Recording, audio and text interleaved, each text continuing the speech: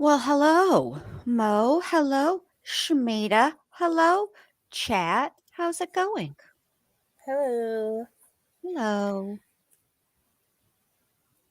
Well, hello, Tony. Hello, Molson Man. Hello, Team Psych Ward. Hello, Kes Chick. Hello, Salty C. Let me make sure I didn't miss anybody. Hello, Cement Shoes. Long time no see, buddy. How you been?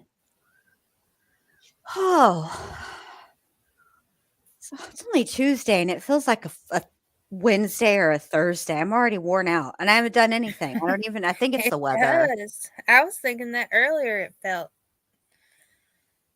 but I'm off work, so I have my days all messed up. Well, I think it's the hey Sluice Investigate. I think that it's the weather. It's rained here all day and maybe that's what's making me just like tired. I don't know. I don't know. So tonight we're going to continue the trial of Iowa versus Todd Mullins. He's known as the corn rake killer. And tonight we're going to play Tristan Mullis's testimony because he is the son that they were referring to yesterday in the opening statements. He was the one that discovered his mom and was there with his dad. They were the three of them. And then, so we're going to do his testimony. Now, his testimony is like an hour and a half. So the other thing is that because he is a minor, he was not filmed. So when we're watching the video, it's just going to be the judge gets filmed, the attorneys get filmed, obviously, the defendant gets filmed. So what I did is since so many people wanted to understand better or see visually the layout of the farm, Shamira made a little video of it, and then I used it and overlaid it into Tristan's testimony. So it's going to play at the last, I don't know, like I think it starts playing an hour after it starts because that's where I heard the testimony and and them asking questions about certain stuff. So I guess I could fix it and make it play through the whole thing, but I can't do it now. I have to wait and do it after this is over. But anyway, that is what we're going to be talking about tonight. So, hey, Allie79, welcome, welcome, welcome. Hey, Sam, so glad you're here. It's so late for you. You're always so good to show up. So I'm going to go ahead and play the opening, and then we are going to get started. Teresa should be here she's running a little late and she should be here soon. So we're just going to go ahead and get started since it's so much. All right, here we go.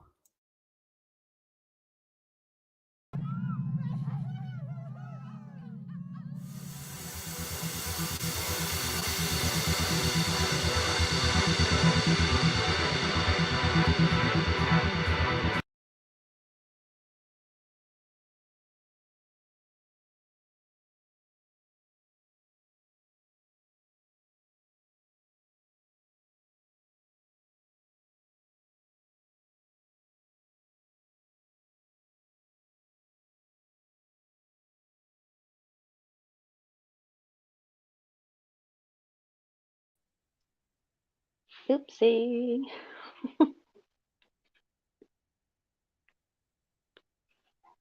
Let's see here. She'll come Oh, back. I thought that was me. I was like over here refreshing everything because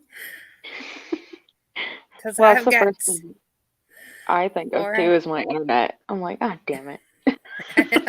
and I have 452 tabs open. I was like, oh no. What, did we lose her altogether? I think so. Oh no. Sometimes it does that. Her StreamYard just goes all wonky donkey. Well, this is awkward.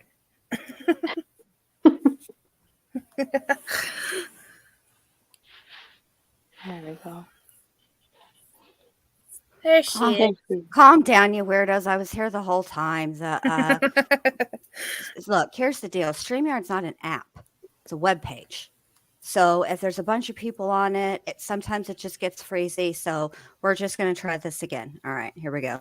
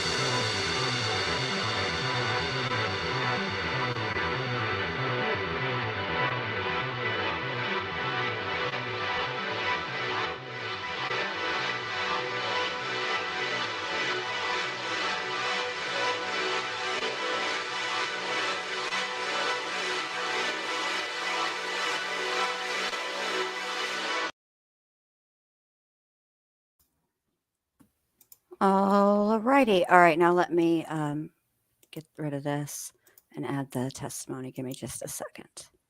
Did you play that yesterday? I did. Huh, somehow I missed it. That's good. Thank you. It's all right. It's not the Watts Island one. That one was really good. I'm actually quite proud of myself for that one. Yeah, that one was really good.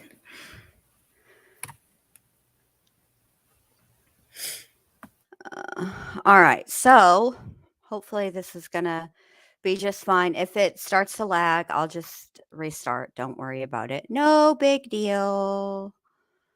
All right. You ready? We're going to go ahead and start with his testimony. This is Tristan Mullis. This is Amy and Todd's son, and this is his testimony. Okay, do we have another witness for the state? We do, Your Honor. This time the state calls Tristan Mullis.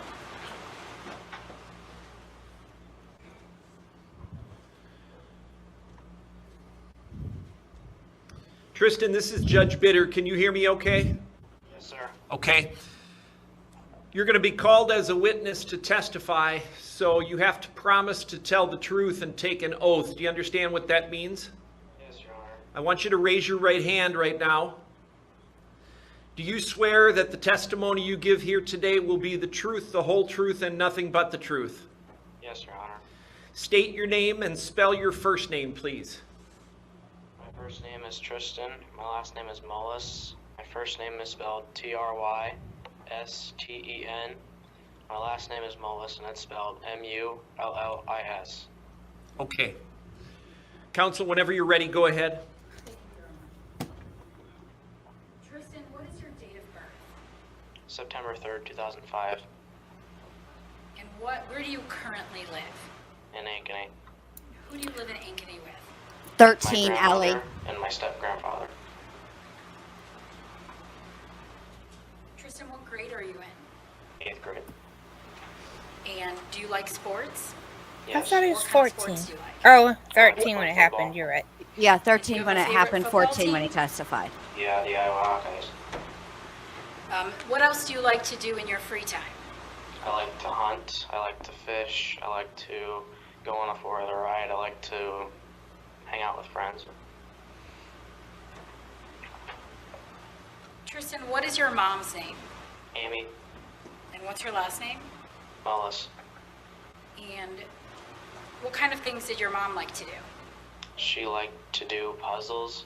She liked to help out with the Delaware County pork producers. She liked to help people out. Prior to living in Ankeny with your grandparents, where did you live? In Earlville, or outside of Earlville. And what was your address? I don't know. And did you live on a farm? Yes. Who did you live there with? My mom and dad. And what's your dad's name? Todd. And do you have any siblings? Yes. What are your siblings' names? Taylor and Wyatt. How old are Taylor and Wyatt? Taylor is 11 and Wyatt is 9. When you were living on the farm, is there anything that specifically you were in charge of or you liked to do? I had chickens that I took care of. And what are how did you take care of those chickens? I fed them, watered them. I picked up the eggs when it needed to be picked up. Did you actually sell the eggs to the customers? Yes. And how much did you sell them for? $1.50 per dozen of eggs. Were you able to keep that money? Yes. Now, what kinds of things did you do with your mother? She took me shopping a lot, like for school clothes. We went to some Iowa Hawkeye football games. Just stuff like that. When you lived on the farm, who worked on the farm? We all did. And when you say we all did, who do you mean? Both my parents, me, and my brother and sister. And what kind of things did your mom do around the farm? She kept the paperwork for the chemicals. She ordered feed for the hogs that we have. She just do a lot of paperwork. And what kind of things would your dad do on the farm? He'd do the labor work, like the chores and the field work. Did doing all the farm work take up a lot of your dad's time? Yeah. And did you help a lot on the farm? Yes. Sometimes did you actually take time off school to help on the farm? Yes. And back in 2018, what was your relationship like with your dad? Close. What kind of things would you do with your dad? Chores. We would go hunting, fishing, go on a 4-wheeler ride. We'd farm together, obviously. Just stuff like that. Did you and your dad talk about how someday the farm would be yours? Yes. Did you and your dad also talk about you possibly being homeschooled so you could help even more on the farm? Yes. Now, Tristan, I'd like to direct your attention to November 10th, 2018. Do you remember that day? Yes. Where were you at that morning? In the house. And what's the first thing you remember that day? Just waking up. And where did you go after you woke up? To my room to get my clothes on. And then where'd you go? Went upstairs. Did you at some point leave the house? Yes. Who did you leave with? My dad. And when you left the house, who was at home? My mom and my brother and my sister. Where did you go that morning? To the other hog site where we had hogs that needed to be taken care of. Tristan, tell me a Hey, little bit coolest about the farm reviews. you Good to lived see ya. We have a house. We got a few grain bins that storage either Oh, hold on a second. corn or soybeans. Where's Kenny too? I didn't see you slide in. Usually I see you slide in. Hey guys, hey. All right, here we go. We have a shop basically where we do all the maintenance on the equipment and the vehicles. We have actually a storage shed for those vehicles. We have 2 hog buildings, and that's pretty much it. Ms. Hughes, can you grab the microphone from Mr. Firehelm and set it up by you so everybody can make sure they hear you?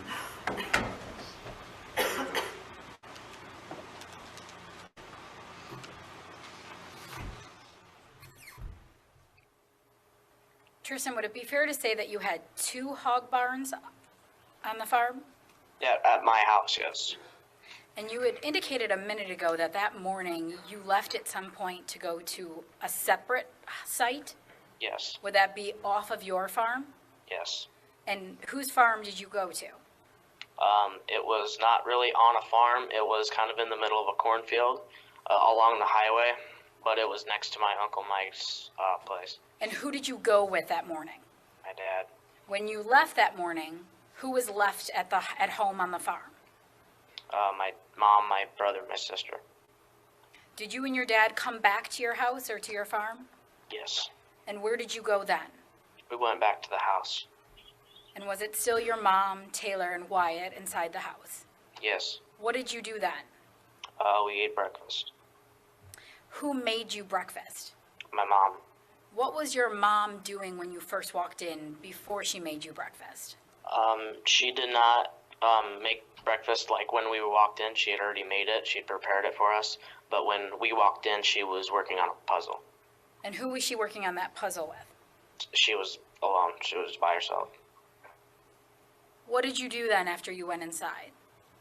We ate breakfast, talked about how the day was going to lay out and just, I don't know. Back in November 2018, was there anybody besides you, your mom, your dad, and your brother and sister that worked on your farm specifically? It is heartbreaking. And I was just thinking as he was asked, what his mom liked to do, like, what if that were my kids? What would they say? And I'm telling you guys right now, this is what they would say. She liked true crime and talking shit. That's what they would testify to. Well, also, and you wouldn't have made just toast and call it a breakfast. Probably not, but I don't really, I only make breakfast for dinner. I mean, when they were little, I made breakfast. Yeah, but you lived on a farm, you would make breakfast. I don't think that I would, Mo. I'm not a big breakfast fan. I don't know. Maybe I would. Who knows? if your husband and kids all had to go work out on the farm, your butt would be up making breakfast. I probably would be, yes. I thought And you it said would there be was more than toast. I thought there was toast and eggs. Oh, okay, then I missed the eggs. Yeah, I've I been thought very there was. upset about the just toast. Well, I think there was toast and eggs. Yeah, so that's my kids. My mom liked true crime and talking shit. All right, here we go. Specifically. Yes. Who else? My uncle, Mike, my grandpa Leroy, and that's probably about it. So it was just family? Yes. Was there any hired workers that worked on your farm at that time? No. After you ate breakfast, what did you do? We put our plates in the sink and we went outside. Who did you go outside with? I like dad. breakfast for dinner, And but where did you go when you everybody went knows. outside? Hold on, let me Dude. push pause real quick. Everybody knows what I have for breakfast every morning: a 5-hour energy, a cup of coffee, and a cigarette every morning. That is my breakfast. The hog building. Did your mom at some point come outside? Yes. And do you know what time you went outside? I can't remember, but I think it was 9:30. How long after did your mom come outside? About 2-3 minutes. Do you remember what your mom was wearing that day? She was wearing a shirt, sweatshirt, winter coat, and a pair of pants. No, you said that you and your dad went to the hog barn. Yes. Where did your mom go? To the same one. When you went to the hog barn, what were you doing? We were preparing the barn for infant pigs. So at that point, were there pigs in the barn? No. So what were you doing inside the hog barn? I kind of want to see the I baby was pigs. carrying heaters since it's in the wintertime. Me It gets cold too. and they can get sick and I die. bet they're so adorable. We have to carry feeders. But then I get sad that they'll or be heaters, killed. sorry. I try not to heaters think that heat far the ahead. pigs so they can stay warm. What was your dad doing inside the hog barn? He was putting down these bars that imitates It's one sow, of my favorite so dinners that the too, pigs Salty. don't- See, I they love get, breakfast for dinner. Basically, it weans them. Now, this hog barn that you were in, can you just describe it to us a little bit? What does it look like? It's kind of an open barn. It's got a roof on it, but it's about about a football field long. It's got 24 pins in a barn, 12 on each side. There's a small alleyway that you can walk through to get to one end of the barn to the other. It's pretty much, there's feeders in each of the pins that has a water system connected to it. What was your mom doing after she came out to the hog barn? She was cleaning light bulb fixtures. And how was she doing that? So she would get on a bucket, a 5-gallon bucket, and then she would reach up to these the light bulbs in the ceiling, and there'd be this little glass oval that would go around the light bulb, and it would basically protect the light bulb from being broken and glass discarded on the ground. So sometimes there'd be flies that get in the light fixtures, so she would clean those out. So would it be fair to say that all three of you were doing different things in the barn? Yes. Where were Taylor and Wyatt while the three of you were working in the hog barn? In the house. And was anybody else on the farm? No.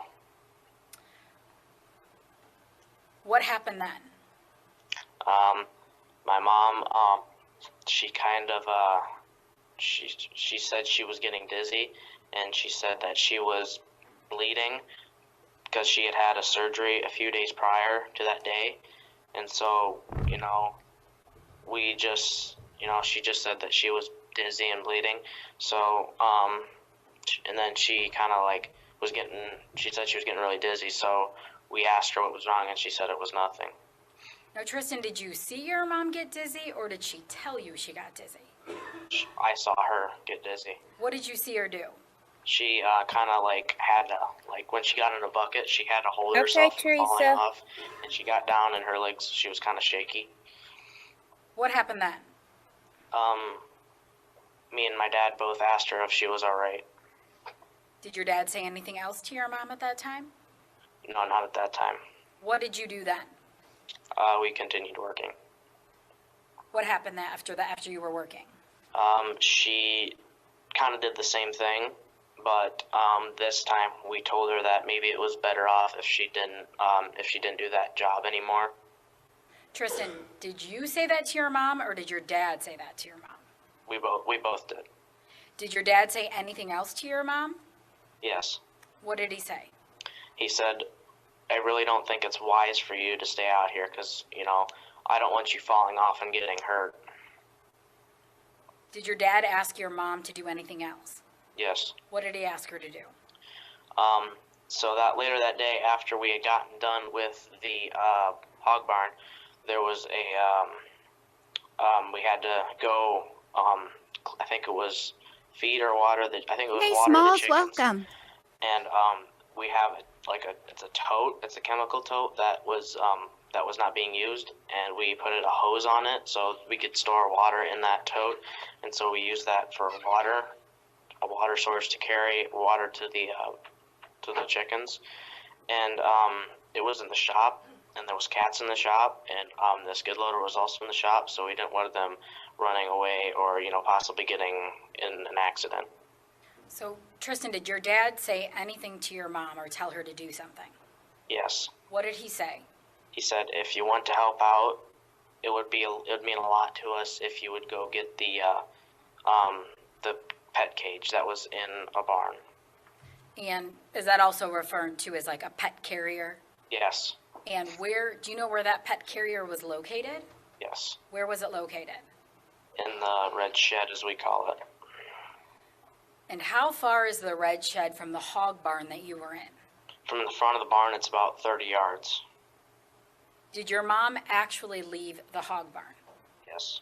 And this carrier, it's kind of big, correct? Yes. And what would you approximate? Well, could you give us an approximation of how much you think that pet carrier weighs? Probably maybe 15, 18 pounds. I'm not sure. And your dad asked your mom to get that after she appeared to be dizzy. Yes. Did your dad tell your mom where to put it after she got it? Yes. Where did he tell her to put it? They said two things. He said, if you can get it to the shop, that would help. But if you can get it out of the barn, that would be also helpful. But if you just can't get it, then just leave it. We'll get it. Now, where specifically in the red shed was that pet carrier located? It was kind of against the wall. I want to say it was against the southern wall, something like that. So you actually saw your mom then leave the hog barn? Yes. What were you doing after your mom left the hog barn? I continued her job. And what was that? Cleaning the light fixtures. And what was your dad doing? He was doing the same thing that he was doing just when we, before she left. How long were you and your dad in the hog barn together after your mom left? Probably about another hour and 30 minutes.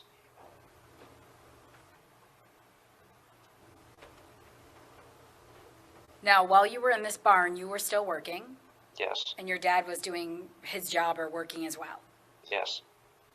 At some point, did you lose sight of your dad? Yes. Do you know exactly how long your dad wasn't in your sight? No. The time that you didn't see your dad you obviously didn't see your mother either. Yes. You did not see her. Objection, Sorry, leadings. that was confusing. Yes.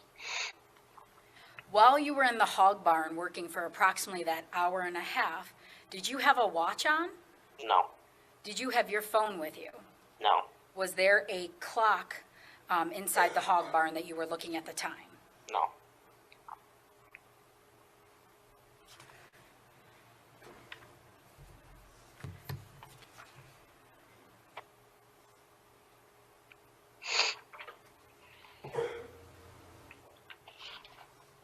Tristan, would it be accurate to say that you don't know how much time you were away from your dad when you were working in the hog barn?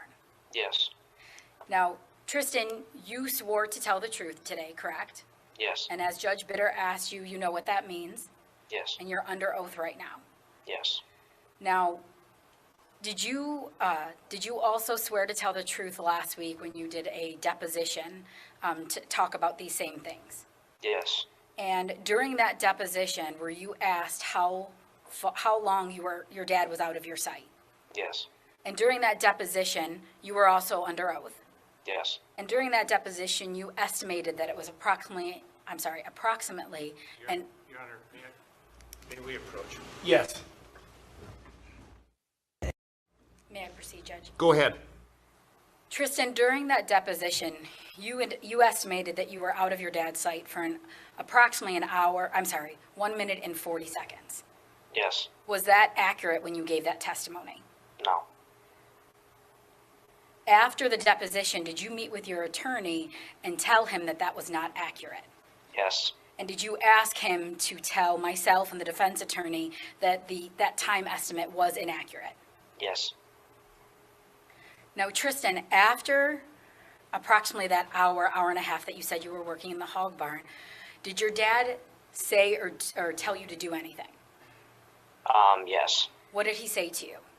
He just said, since we did not see the pet carrier, or whatever you want to call it, in front of the shop or out on the in front of the barn, we just assumed that, maybe it was too heavy or she couldn't get it, or because she was on a weight restriction. So we just thought that, maybe it was just, one of those things where you just can't do it yourself. So he just told me to get it myself. Now, let me just ask you a few questions, Tristan, about what you just said. You said your mom was on a weight restriction? Yes. And what do you mean by that? It means since she had the surgery, as I earlier said, that she couldn't. She wasn't. I guess she wasn't recommended to lift over 10 pounds, is what she told me. Now, after you were working in the barn for approximately an hour and a half, did you and your dad had that conversation about how you didn't see the pet carrier by the shop? Yes. Where did that conversation with you and your dad take place? There's an office, or it's like an office in the barn that we were working in, and it's where, all the paperwork for the both barns go for, the pigs, the days, and stuff like that, and just a storage area. Now, did your dad ask you to go and check the red shed? Yeah. And did he ask you to go look for your mom or to go look for the pet carrier? Go look for the pet carrier. Where did you go then? I went to the barn. And when you say barn, that's also the red shed. Yes, So yes, sometimes you guys call it the old red barn or the old shed. yes. Where was your dad when you went into the shed? He was changing his boots that he had put on because they say it's wise to change boots so you don't spread disease throughout the barns. So we were both wearing different boots, and he had to fill out some paperwork. Hey, Teresa, welcome. Hi, you guys. I'm so sorry I'm late. Oh no, babe, you're fine. We just we're about like 31 minutes into the testimony with Okay. hey Gwenty. We're just this is just the prosecutor is questioning him now. We just past the point where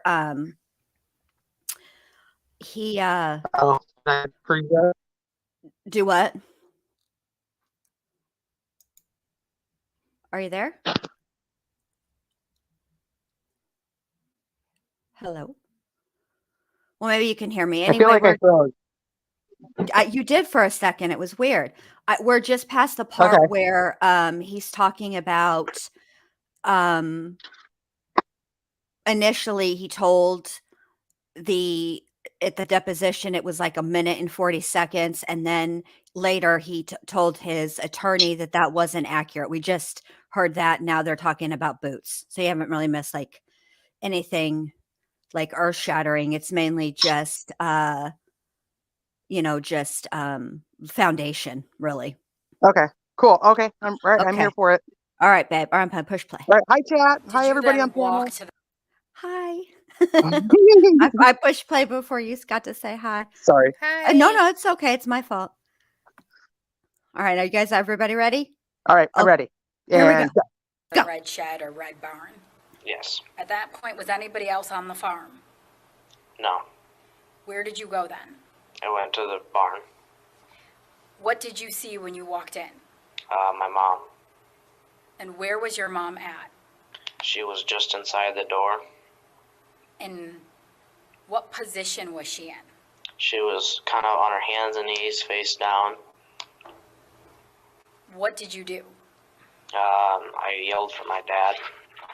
Did you see anything that was protruding or sticking out of your mom's body? Yes. What did you see? Corn rake. And where was that at in relation to your mom's body? In her center back, probably somewhere around there. At that point, was your mom responsive? No. Did you do anything to see if she was? Yes. What did you do?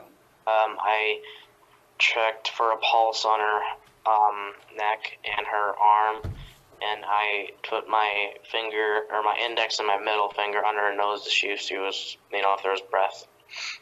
Now, at that point, I think you indicated that's when you called for your dad. Yes. What happened then? He started running over. And what did your dad do? He went in the barn and he told me to go get the truck. At that point, did you or your dad call 911? Yes. Right then you did? No, not then, no. Hey, When Hope you for said you went and Peace. got Hey, the truck, YouTube what do you mean? monitors. What did you actually do? Went and got in the truck and drove it over to where they were. And what was your dad doing then? He was helping Mom out of the barn. And how was he doing that? He was kind of had a hand over both of his shoulders, kind of like the army carry. And so, did you actually see your dad take the rake out of your mom? Yes. And you saw him pull it out? Yes. And then, is that when you saw him holding your mom like you just described? Yes. What did you do then after you pulled the truck up? I got out of it and I saw her, and I got really I kind of got lightheaded, and then my dad just told me to snap out of it, and I got the door open for him, and I sat in the passenger seat, and she sat in my lap, and we drove off to the hospital. So your dad then drove the car? The truck, yes. I'm sorry, the truck. And you were in the front passenger seat? Yes. And at that point, where was your mom? She was on top of me. And would it be fair to say, was your mom bleeding? Yes. And your dad started driving? Yes. While your mom was on top of you and your dad was driving, at any point did you see your mom become responsive? No. When your dad started driving, shortly after he started driving, did he do anything? He called 911. What happened then? The operator told him to pull over in so he pulled over in it was like an area where a house is being built and nobody was there, so he just pulled over. What happened after you guys pulled over? We got her out of the car, and the truck, and the operator told us to give CPR. And did your dad do that? Yes. Did police and an ambulance arrive? Yes. And what happened after they arrived? They started doing chest compressions, and they loaded her into the ambulance and drove her off to the hospital. Did anybody else other than the police and paramedics arrive where you guys were at on the side of the road? Yes. Who else came or showed up? It was by sheer coincidence, but a few friends did. Where did you go then after your mom got put in the ambulance? We went back to my house. When you say we, who were you with? One of our friends. And Welcome do to you recall Members his Hope name? for Peace. Yes. Thank you so What was his name? much. Michael Krogman. And is Michael Krogman a neighbor or a friend? Yes. And he actually drove you back to your house? Yes. Was it just the two of you in the car? Yeah, the truck, yes. Sorry, the truck. When you got back, you drove in the truck with Mike Krogman. Did anybody else follow you back to your farm? I don't remember. At some point, did some police officers arrive? Yes. And did you speak with those officers? Yes. Did you show them the area where you found your mom? Yes. Now, this area where you found your mom, can you just describe it a little bit more, please? There's a door. There's two sliding doors. There's chemical totes in there. There was an old wagon in there. It's kind of narrow, Now, I apologize. The area where you found your mom, is that the same area where the pet carrier is? Yeah, basically. Well, you actually have to, where you found your mom is right, if I have this right when you walk in the doors, to your left is where your mom was. Yes. And your mom, you indicated, was on her hands and knees face down. Good night, Salty And you would C. actually have to walk a little bit further and turn in order to see where the pet carrier is. Yes.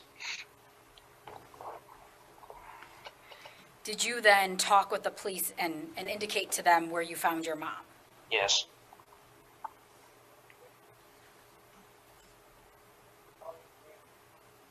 Now, Tristan, after this happened, that day, you went to the hospital. Yes. And would it be fair to say that this was a very traumatic experience for you? Yes. You indicated earlier that you actually felt like you almost were going to pass out when you found your mom. Yes. And obviously, what were you feeling after you found your mom? I just kind of freaked out, and I was, my anxiety level was 0 to 100 in about a split second. Now, you spoke to police, sheriff, that day at the hospital, right? Yes. And they asked you a little bit about what happened that day. Yes. And you told them at that time that you were with your dad the whole time. Yes. You also talked to Scott Rieger from the Department of Criminal Investigations. He came to your school a few days later and talked to you. Yes. And he also asked you if you were with your dad the whole time. Yes. And you said yes. Yes. There was like And 7 leading questions in a you row. also talked to a forensic interviewer at the Child Yeah, it Protection was. Services a couple months. And Yeah. 0 objections. Correct. That was 7 leading questions in a row. You know how you can tell the difference between a question that's appropriate and a leading question?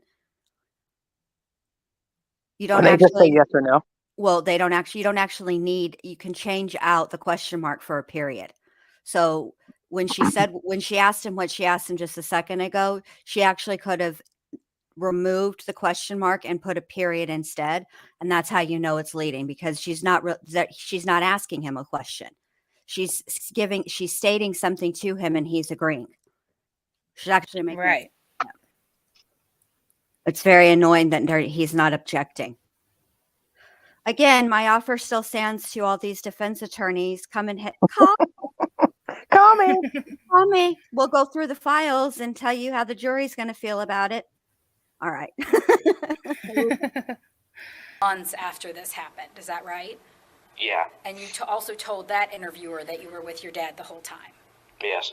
But what you're telling us today and what you told us at the deposition is that there was a period of time that you were not with your dad. Yes. Now, after this happened on November 10th, 2018, where were you living? With my dad and my 2 siblings. And were you living at home on your farm, or did you stay somewhere else for a little bit? We stayed somewhere else for a little bit. And who did you stay with? My dad's parents. And would that be your grandma and grandpa Mullis? Yes. And where do they live in relation to your farm? About maybe a couple miles away. Now, Tristan, I just want to go back a little bit and ask you a few more questions about the day that this happened. When you first found your mom, were you able to see your mom's face or her front side when you first found her? No. And in the area that your mom was found, what's in that specific area? It's just like a walkway, and there's like chemical totes in there and a wagon that carries fertilizer. Now, at any point on the day that this happened on November 10th, 2018, did you ever see anybody other than your mom, your dad, and your brothers and sisters on the farm? Yes. Who else? I'm sorry, before this happened. Oh, no. You indicated a minute ago that at some point you saw other people. When? Did you I'll just rephrase my question. I apologize. When you and your mom and your dad were out in the barn, at any point, did you see anybody else on the farm? Oh, no. Did you hear anybody else on the farm? No. After your mom went to get the pet carrier, did you hear anybody else on the farm? No. Did you see any trucks or hear anybody else on the farm? No. And after you went home, after this happened, at that point there was some police and some other family members that came over. Yeah. See right there? You could put a period or a question mark at that sentence. What time do you think you worked outside until you found That's your leading. mom? About what time? Noon.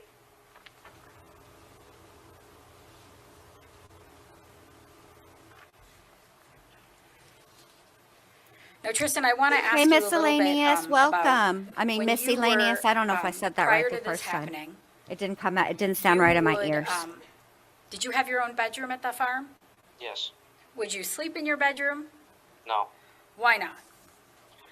Just because, it's downstairs, and it's kind of I'm the only room downstairs, and it just was kind of lonely, I guess. I just slept upstairs And where Hey, would you Max, sleep at your house? 2002. in the living room. Would you sleep on a couch? Yes. And would your dad generally also sleep in that same room? Yes. And would that be on a separate couch? Yes. And do you know why your dad slept on that couch? Because, he had back problems, I know, and, there was a certain, Hey, Amelia. inclinement that he would sleep in, and it would it wouldn't hurt his back, and so, he just kind of slept on that. Now, did your dad have an iPad? Yes. And Pretty sure that's where not did your why he dad keep slept that on the iPad? couch, but What an awkward question, though, to have to answer, because he's old enough to understand why the question's being asked. That's got to be awkward for him, poor kid. As if all of this isn't awkward enough.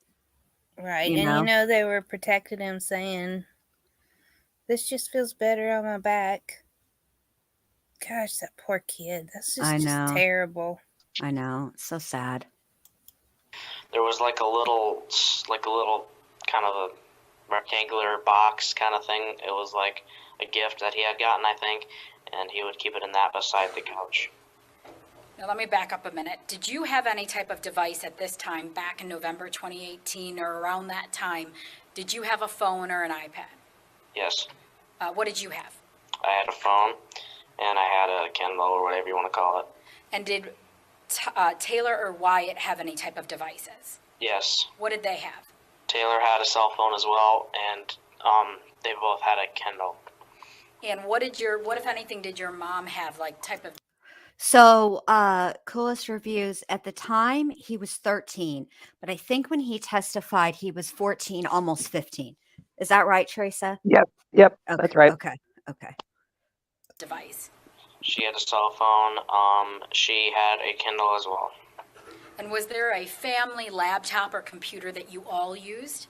Yes. And where was that device, or that was it a laptop?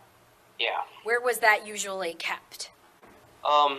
It was generally kept kind of next to a door that led out to the deck, but it was kind of in the kitchen vicinity. And it generally stayed in the kitchen area? Yes. Now, this iPad that was your dad's, where did you see your dad use it at? On the couch. And would your dad also sometimes take that when he was in the field or in the tractor, or to use it around the farm? Yes. And was there a code to get into this iPad? Yes. Are you aware of what that password was? Yes. Did you yourself ever use that iPad? Yes. When did you use that iPad? Maybe, like once, I think, to look up something for Dad, or I think one of those, I can't remember, but I know I did use it a couple times, but it was just to look up stuff. Now, during your deposition last week, you were asked if you ever used that iPad, correct? Yes. And during that deposition, you said you never used it. Yes. But today you're saying that you have used it? Yes. And do you recall when that was? No. Do you know what year it was? 2018. Did you ever see your mom use that iPad? No. Did you ever see Taylor use that iPad? No. Did you ever see Wyatt use that iPad? No.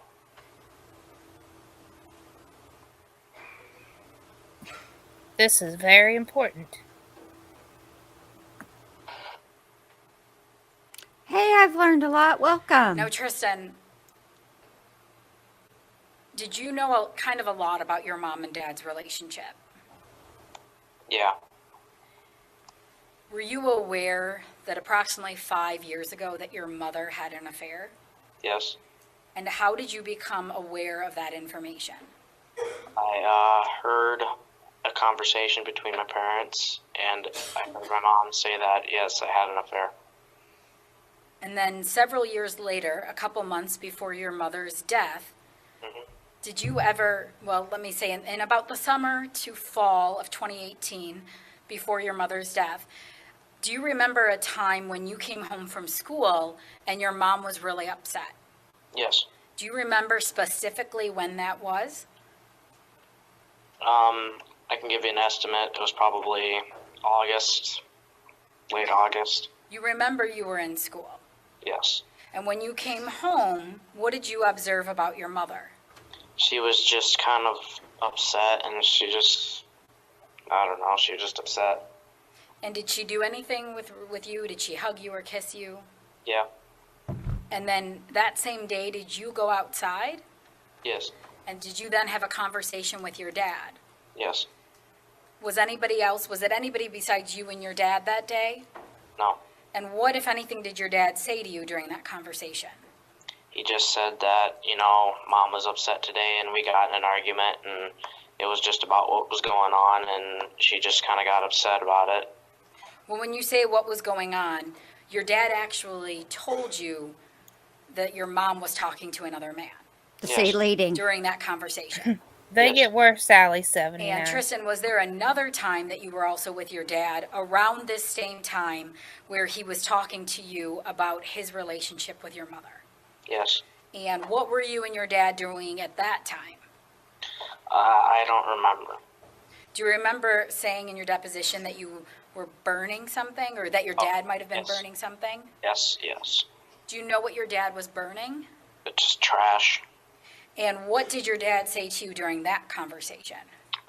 He just said that, he just said, have you noticed anything with Mom? Is she getting grumpy, or is she upset with you guys? Is she,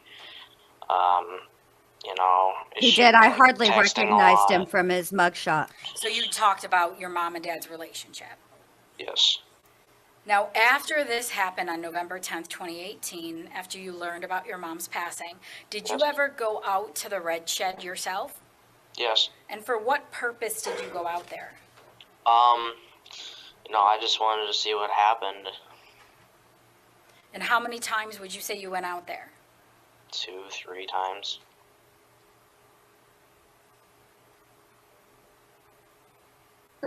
Jen, you have the pictures of that barn and the inside of it? Yeah. So Now, I put it, Allie or Shamita made me a video. And so when it gets to the cross examination, once Okay, we're almost there, I put it up. So Awesome. it should scroll through it. Awesome. Thank you. You're welcome. Kristen, you said earlier that you're staying currently with your grandma and grandpa in Ankeny, Yes. and that's your mom's mother and Stepdad. stepdad, right? Yes. Have you ever talked to them about the facts from this day? No. And did they tell you, or did anybody else in your mom's family tell you what to say today? No. And in fact, after you hired an attorney, your attorney told you not to talk to anybody about this other than when you're testifying. Yes.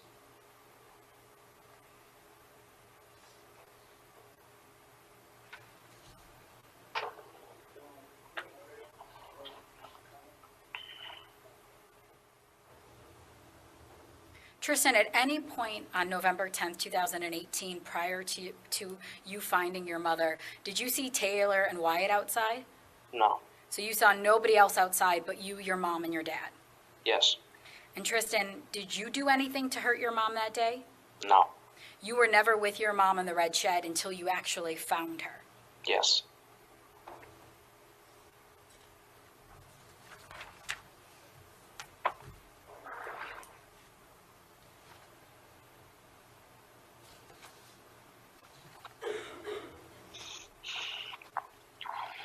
Can I just have a moment, Judge? Yes.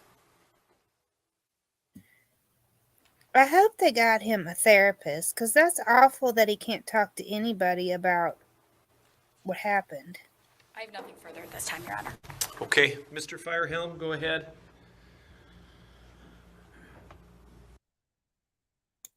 Okay, so let's go over the prosecution's questioning. And yes, Mo, I'm sure because he's a victim of a crime, so I'm sure he has an advocate, and I'm sure he would be allowed to have therapy, encouraged to get therapy. But the thing about therapy is, it only works if you go, and so hopefully he's going, because that's a lot Right. for a kid. Yeah, it is. I thought he was staying with Todd's parents, and I've watched this twice. No, I just realized.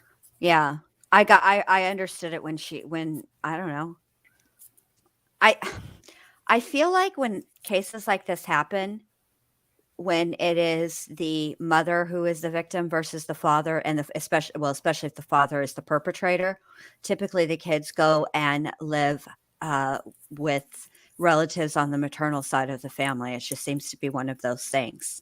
So are they living with the stepmom and dad, or are No, they living with Yes. No, they're No. living with the mom and the grandfather, the step grandfather? Okay. Yes. Oh. Wait. That's what The he said. friend that was on yesterday was her stepmom, right? Right. Yes. That's not who he's living with. No, he's Okay. living with Amy's mom. Amy's mom and Amy's dad are divorced, and Eileen is who is who he's remarried to. You got it? Yep. Okay. So I thought that the prosecutor did a good job. She laid down some good foundation, and she was allowed to lead. And the truth of the matter is, it's not up to her to object to her leading questions. It's up to the defense. And so, if he let her, leading question, she's all. So did you kill your mom? He's all no. She's all leading. yeah, Objection. I was what are you- leading. what are you? Yeah, right. I didn't mean. Also, she said, "I'll rephrase," rather than "That was a bad question. I'm sorry."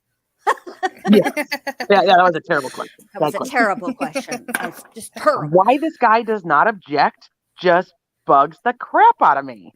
Right? Well, And I don't know, like, how obviously what the conversations were about, the kid testifying and whatnot, and not to cause him too much of stress, because Todd, according to the history, Todd has always been a very good dad. right. Yeah, So you can tell by his face. I'm just wondering, like, is he like just let him say whatever, or like don't put him through any more than he has to be put through? I don't know. It's just it's a very weird thing, because but the guy doesn't object to crap, like, ever. Like, I That's just a want to good be like, point. objection. Yeah, I didn't even think about that. That is a good point. He could have said, just let him go. Get the It's defense just so attorney annoyed. sad. Oh, it is. This kid, well, and I think they talk about it a little bit on Cross, so I won't jump ahead. But this is like his third story. Yes, it is. Because he This is, talked. what he's testifying to right now is not the original statement that he made to police. No, it's not even the state. It's not even Right. the same as the statement he made in a deposition. No. Right.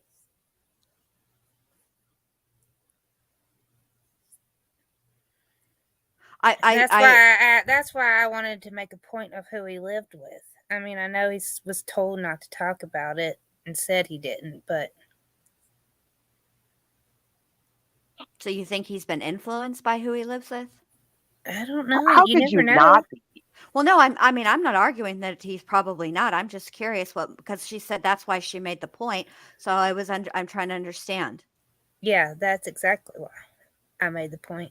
Because Okay. I wonder if his story would have changed if he lived with Todd's parents. Well, and I know she's trying to make a big point of, like, that his dad was talking to him about, like, his mom and, like, their relationship and their marriage and stuff, but I don't know. It's hard because the kid was 13, almost 14. Mm-hmm. He's the oldest kid in the family. I know, like, it depends on what your parenting style is, but he's a teenager. He's learning to be a man. It's not like he's talking to a 6-year-old trying to get him to choose sides. The Correct. kid heard the conversation that they were having, unbeknownst to the parents. Mm-hmm. So what do you just say, like, it's none of your business? I don't know. Like, you're trying to raise him to be a man. I think there's a fine line there. So I don't know. I don't judge a parent for being like, this is kind of how it is right now, and we're working things out and we're doing what we got to do. I think. Yeah, I and don't I want think. to. Go ahead, Mo. Go ahead. No, go ahead.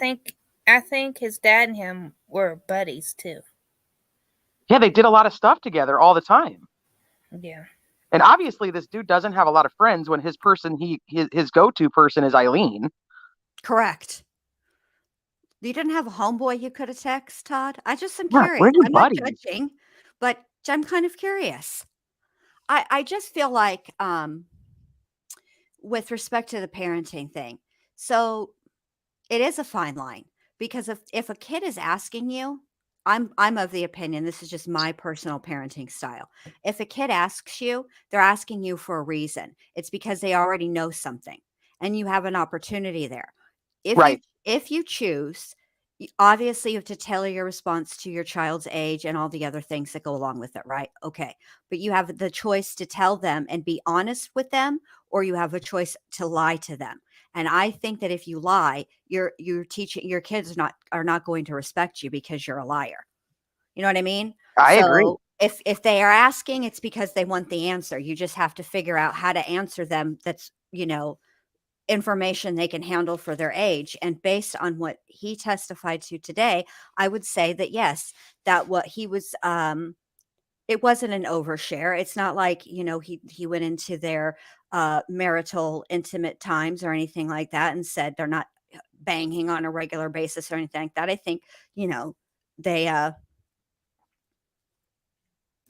you know, I think that I think it was a good an honest conversation. And I think it was appropriate. I Yeah, I also, agree. And I'm glad that you say that because obviously my oldest is 13. Mhm. So and yours are older now. So hearing that makes me feel better. Like yeah, just as a parent myself, because it is my there's such a maniacs, they're weird. grown.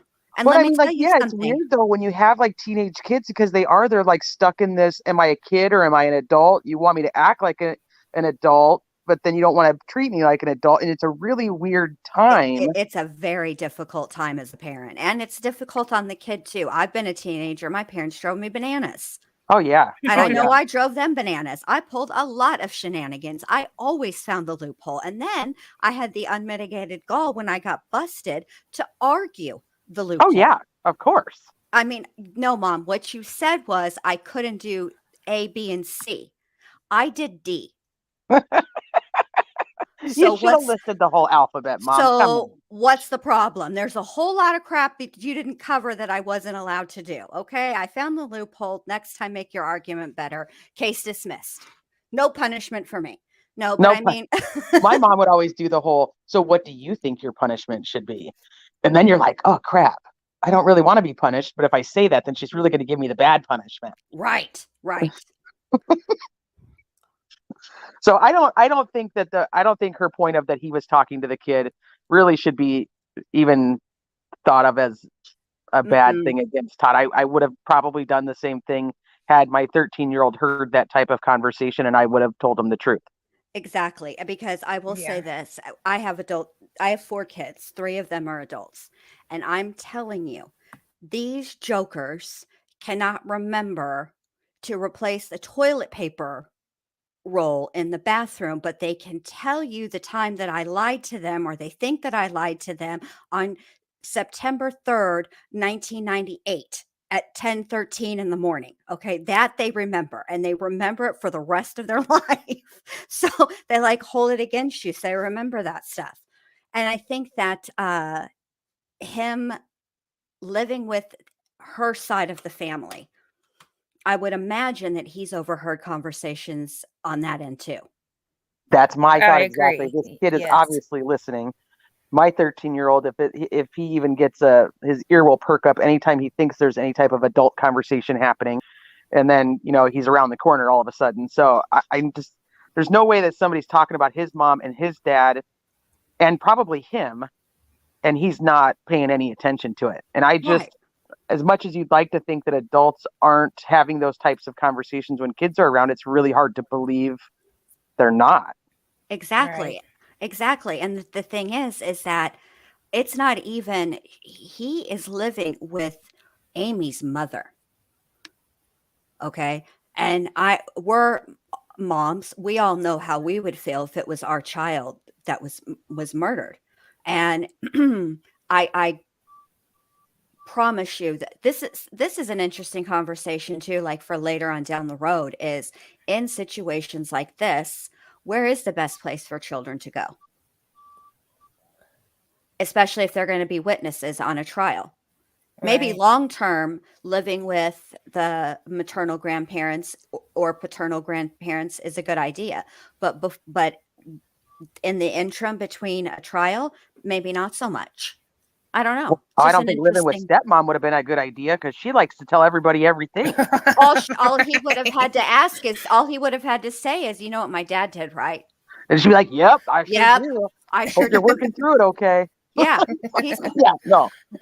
all you got to do is separate Mima in the kitchen away from the football, and she'll spill it all.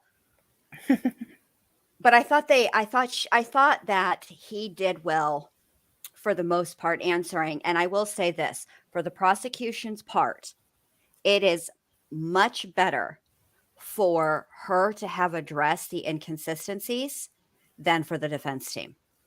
It's always better if there is an inconsistency from a prosecution's witness that the prosecutor address it before the defense attorney gets an opportunity to, because they would have, I don't think that this guy's going to be demolishing anybody on the stand, but just from the things I've seen so far. Bless his little heart. He's But not anyway, he's not demolishing anybody. I don't even think he's going to yell, because it took the judge a minute to even hear when he said, "May we approach?"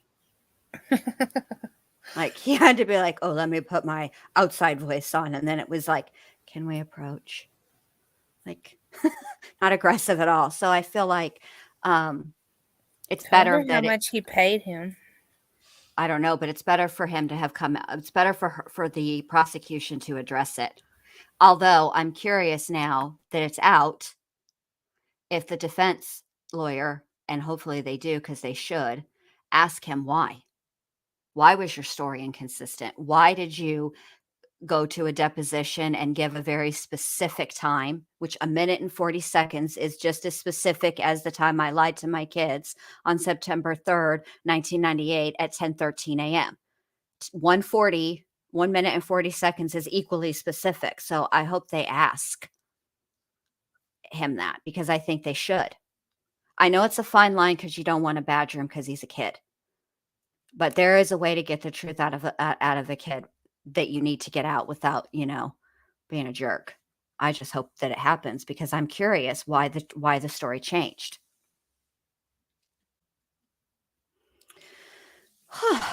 Okay, so I think now, is there more that you guys want to talk about, or should we just go ahead and get into the cross-examination? I'm ready for cross. Yeah, me too. All right. Shamita, you're awfully quiet up there. You taking notes? Juror number 2? Yeah, Okay, I'm good taking job. notes. Okay, good. All right, here we go.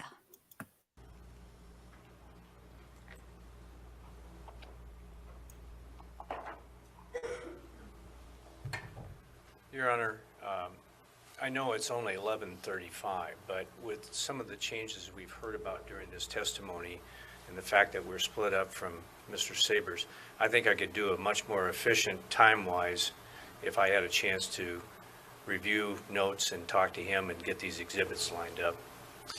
You want to take a lunch break now?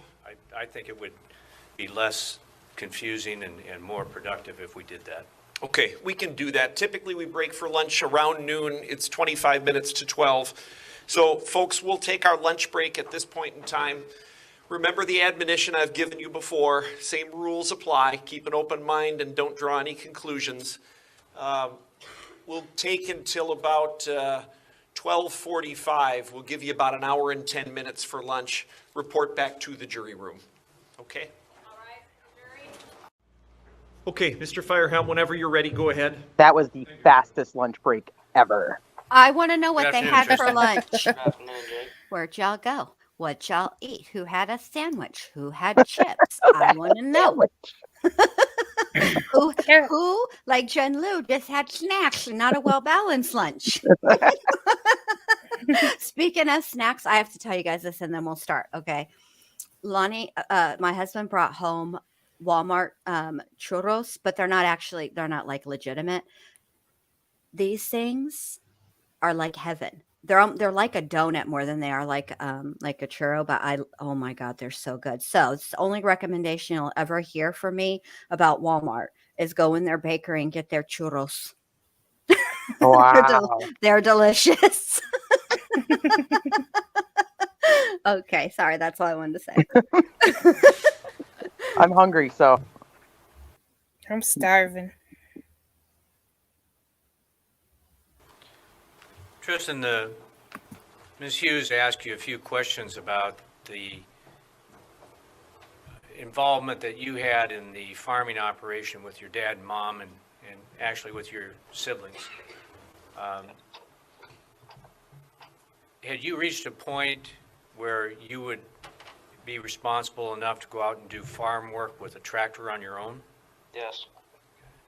And did sometimes you do work for your Uncle Mike? Yes.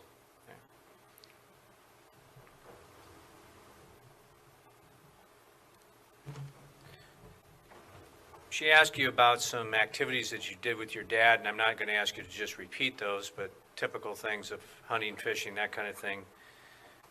You mentioned homeschooling. Was that your dad's idea, your mom's idea, or both, or do you remember?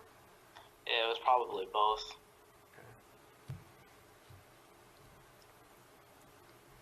And then I too, like Ms. Hughes did, I'm going to jump right to November 10th, okay? Yep. When you went over to the other place to do the chores there, was there any discussion or comments made by Todd about the possibility of doing some field work that day? Yeah. What was that? He just said that he would have to hear back from my cousin, because the ground, he didn't know if the ground was frozen. Has your cousin been doing some, what I call chisel plowing the day before? Yeah. Okay. And why was that not continued then again on that Saturday, if you know? Because the ground was probably frozen. Okay. So that trip involved just getting chores done only? Yes. You said you went back to the house, and if I understood your testimony correctly, your mom had already prepared a breakfast, but was now engaged in doing a puzzle? Yes. Okay. Do you know what your brother and sister Look, were doing? homeboy, she made breakfast. She Maybe can have watching a puzzle movie or time now. something, you know. So I like that she's engaged in the puzzle. Right. Like she didn't How just did make the everybody breakfast. How conversation dare she? Yeah. Or topic Have puzzle began time. about going out to do work in one of the hog barns? Well, we got the call from my cousin saying the ground was frozen about the time we walked in the door, and so we started eating, and Dad just said that, you know, the ground's frozen, it's not going to be a good day, we don't want nothing get broken on the plow, why don't we just do this today? And when he said, let's do this, you knew what you'd planned to do? Well, he said, let's get the barns ready. Okay. Getting the barns ready, was that something you'd helped your dad with before? Yes. Okay. And I think you told Ms. Hughes that you guessed or estimate that you went out to the barns around 9:30. Yes. And if you recall, was this a situation where you or Todd, your dad, asked your mom to come along, or did she ask to come along? Did she want? She asked to come along. Okay. And this is a few days after she had had this medical procedure done. Yes. Had she been kind of taking it easy there in the house during those few days? Yes.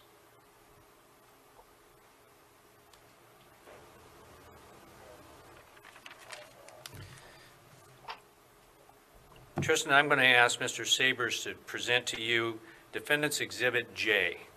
Yep. Do you see it? Yes. Can you describe to the jury what Exhibit J represents or depicts? I see the front of our hog barn. Was that the barn you were working in on November 10th? Yes. And I'll ask you to look to the very right edge of that photograph. What do you see there partially? The other barn, I see some bins and a door. Okay. And there's a door higher up in the middle. What's that represent? That is to the office of the barn.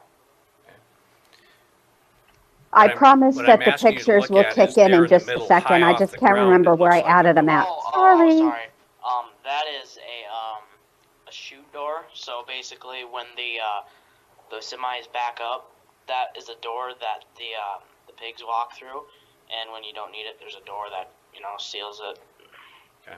So if you were going to load pigs into a truck, that's where they'd come out? Yes. Okay. And on the side of the building to the left of that service door, Yeah. there's a sign, it looks like it says Mullis Hogs. Yes. Okay. And there's a window also there. Yes. And is that into what you call the office? Yes. Okay. Your Honor, may I publish Exhibit J, or first I'd move to introduce Exhibit J and publish it to the jury. Any objection to introducing Jay into evidence? The already spoken about objections, Judge, that we will just maintain for all of these photos. Okay. Jay is admitted into evidence. Go ahead, you can publish. That's fancy judge talk for I hear you, but I don't care. Yeah. I can't Well, figure out what objection she'd have. She's objecting to every photo of the property being admitted into evidence. Every Right. photo of the defense's taking of the photos, because they're labeled differently. That's what she's objecting to. Right. It's very petty. It's very petty. Tristan, Yes. when you and your Hi, dad mi amor. and then your mom Hey, joined mi you, amor, welcome. when you went into the barn that we just saw in Exhibit J, would you have gone in that service door on the very right side there? Yes. Okay.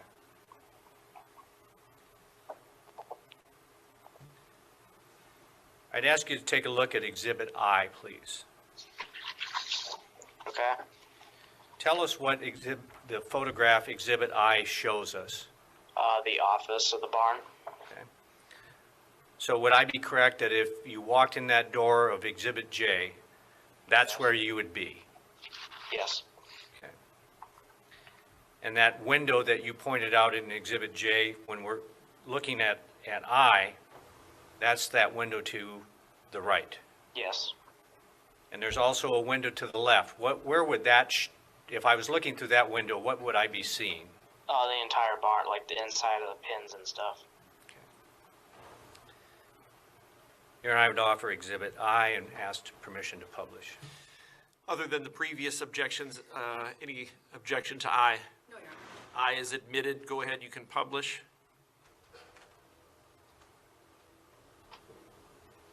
Tristan, I'd like to have you take a look at Defendant's Exhibit AA. Okay.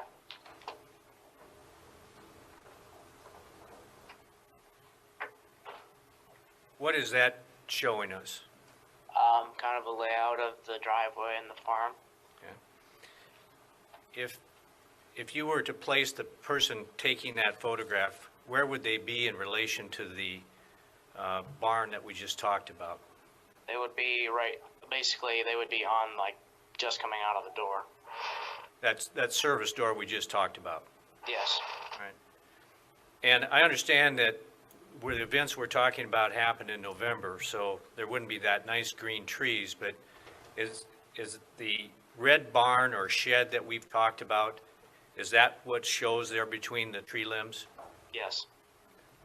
And that's where you found your mom? Yes. Defendant would offer Defendant's Exhibit AA and ask to publish. AA is admitted. Go ahead, you can publish.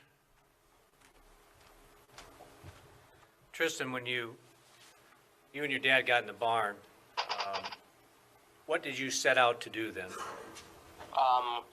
We were gonna prepare the barn for the new baby pigs coming in. And what specifically did you do?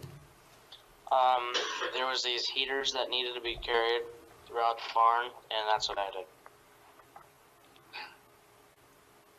And where were these heaters located? They were in like a separate area. So when you walk out of the office and into the chute, there was a gate, and then So there the was pictures that are up storage right area where we now kept the heaters are in. inside the red shed.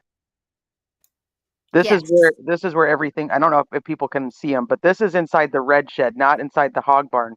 So the red shed is where she was impaled with the corn rake. So wanted people to just see like the tight corridors as you go around because of all the stuff that's there and the like the pallets and then the shelving. Exactly. So it's important to keep an eye on when you start to find out exactly how she was positioned in here. And after all this is over, like I still have the video. I will, after the testimony, I'll show you guys the pictures so they'll be bigger for you. But I just sort of wanted to give you guys an idea, especially there's a picture of the door. And that's what he had to get around with her. And if you look in here, there's also a picture of the corn rake. And it's not like a rake that you use to rake leaves with. It's big. It's a long, big thing. That It is. doesn't It's sound big right. with 4 big prongs out of it. Yeah, long, big thing with 4 big prongs. Clip that.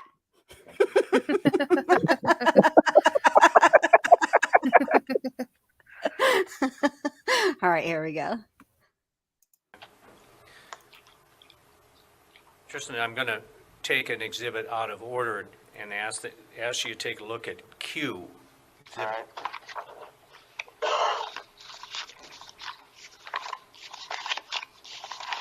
There's the infamous pet carrier. There's your corn rake Single or right double? there. Single. All right. What's that photo show us? That's where the heaters would have been. So you're telling us that that's where you'd go retrieve them and then take them out into the barn and put them by the respective pens? No, I think a pitchfork, coolest reviews, is straight. I think that's the difference. I don't know. I'm not a farmer, but I'm, look, either one doesn't look like it would be a good time to land on, but they're big. They're huge. I was surprised at how big it is, but see this photo here that's paused. This is what he had to get around. So yeah, it was tight. What? Wait, that's the office door in the pig farm, in the pig barn, isn't it? Yes. Okay, so that's not the door that he had to get around? No. No, that's the pig barn. Oh, okay. All right. No, It's the my door that he bad. had to get around, it's a very, very narrow opening. Is It's that in smaller here? than that. Yeah, it's the red door. Oh, okay. Yeah, Okay. after Sorry. these pictures, it'll get into it. Okay. And this is I not just the put it office, on a but a loop. separate area up there at the end of the barn. Yes. Your Honor, it offers. It's at the same end of the barn, but it's just across the chute. Okay. Do you want to pause and we can go Offer through the exhibit photos Q, so Your that Honor, as he's defendant's talking about it, exhibit people can Q kind of see? Has to publish. Q I don't know. See, how I put it was like a loop, so I'm not sure how I can make Okay, I I have got you. the video where it's big, but I don't know how I can make it, because I thought about just extracting the audio and only playing these pictures. But then I noticed the labels on them. And Oh yeah. these are the prosecutor's photos and they have numbers, and he's talking about AA and Q and J, and I got all confused. So I said, Yeah. all right, I'm just going to do it like this. But then That's after when I was trying to make the video, I was going to do the same thing, and I was like, oh my God, I can't find AA. I can't find J. yeah, because those were the defense exhibits. All right. So here That's we why I left it to you. yeah, so we're almost through this testimony, and then I will remove this and play the pictures big. Okay. Okay. is admitted. You may publish.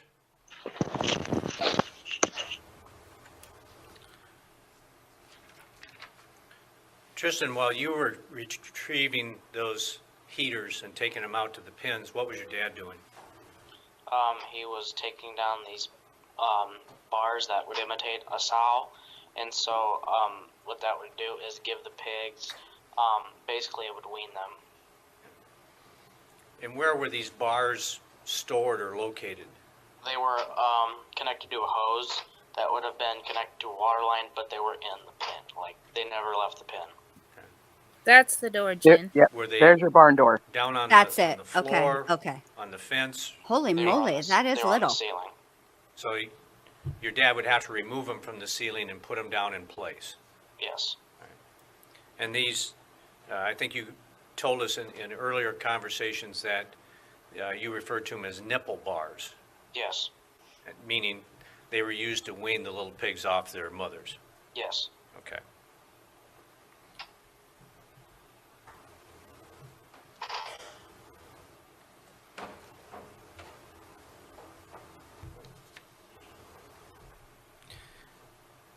And ask you to take a look at the exhibit labeled as triple R, RRR.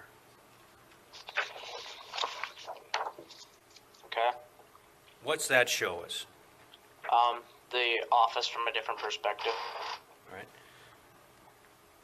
Am I correct that that would be, if I was walking in that service door looking straight ahead, that's what I'd see? Yes. The window to your left would be looking towards the house, Yes. and the window to the right, as we talked about before, looks into the big main part of the hog barn. Yes. Yes, Molson Man. I'm learning all What's sorts that of door straight farm ahead terminology I lead didn't to? know before. That would be to the chute, which would lead you into the actual barn or where the heaters were. Okay. Your Honor, offer triple R and ask to publish. R is admitted. You may publish. I don't know why they didn't show the pictures while they were doing this, since they couldn't show the sun. I think that because likely where the pictures are to be shown is very close in proximity to where he is also being shown, and so they didn't want to take the chance. Good point. Sometimes I'm smart. Here we go. Tristan, please take a look at Exhibit X, Defendant's Exhibit X.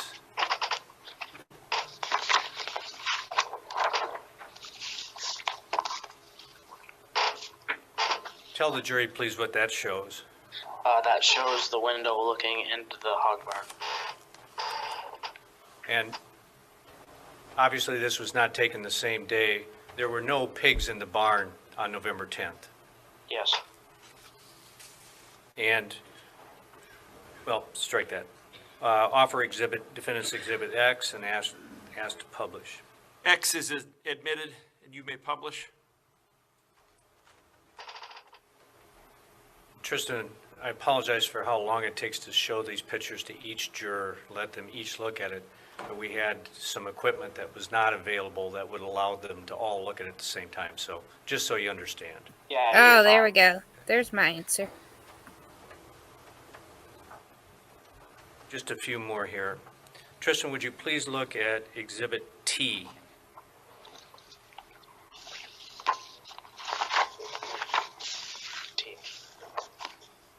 Okay.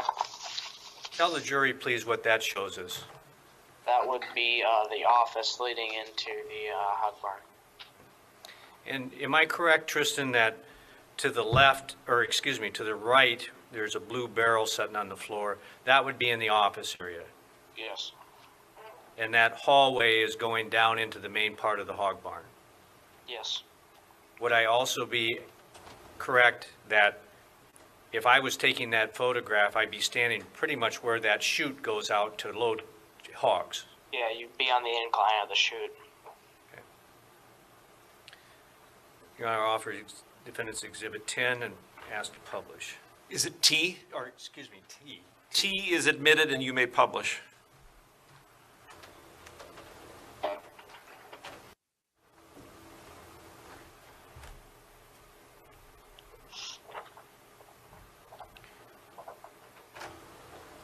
Tristan, in earlier testimony, we talked about while you were doing your job of getting those heaters out, that there may have been times when you stopped to get a drink of water.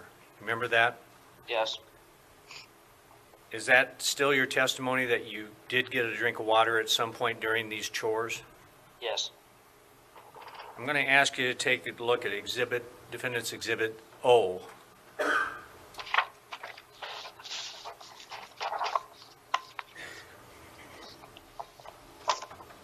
Tell the jury what that shows us. That shows the hose that you would drink out of. All right. And is that where you got a drink that day? Yes. Did you do it on more than one occasion? Yes. How many times do you think? 2. Night, Kez. Thanks And for those coming. hoses that we're looking at in Exhibit O are in the office area. Yes. Right. Matter of fact, that blue barrel sitting there we talked about in the earlier exhibit, right? Yes. Okay. Offer Defendant's Exhibit O and ask to publish. O is admitted. You may publish.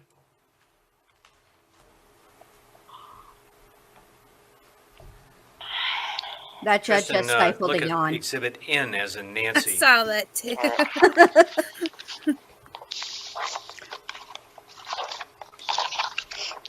Please tell the jury what we're looking at. You're looking at the, you're basically in the hog barn right now. You're in where the pens are and where the pigs and stuff. And I'd call your attention to the ceiling of the barn. Are those the light fixtures that you talked about your mom cleaning that day? Yes. Okay.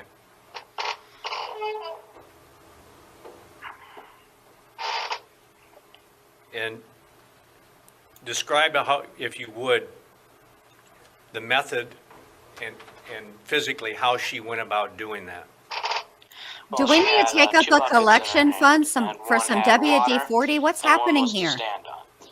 And what she did is she just took the bucket and, she stood on it, and it's a screw-on, so you'd have to screw it off, and then she would put like 3 in the bucket with the soapy water, and then she would just take a rag or a scrub brush or something, and she'd wipe it down, clean all the stuff off, and then she'd let it, dry out a little bit, and then she'd take some paper napkins and just wipe the inside of it.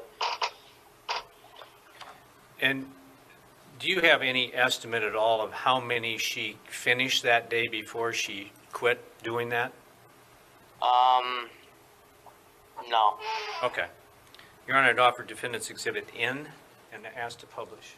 N is admitted, and you may publish.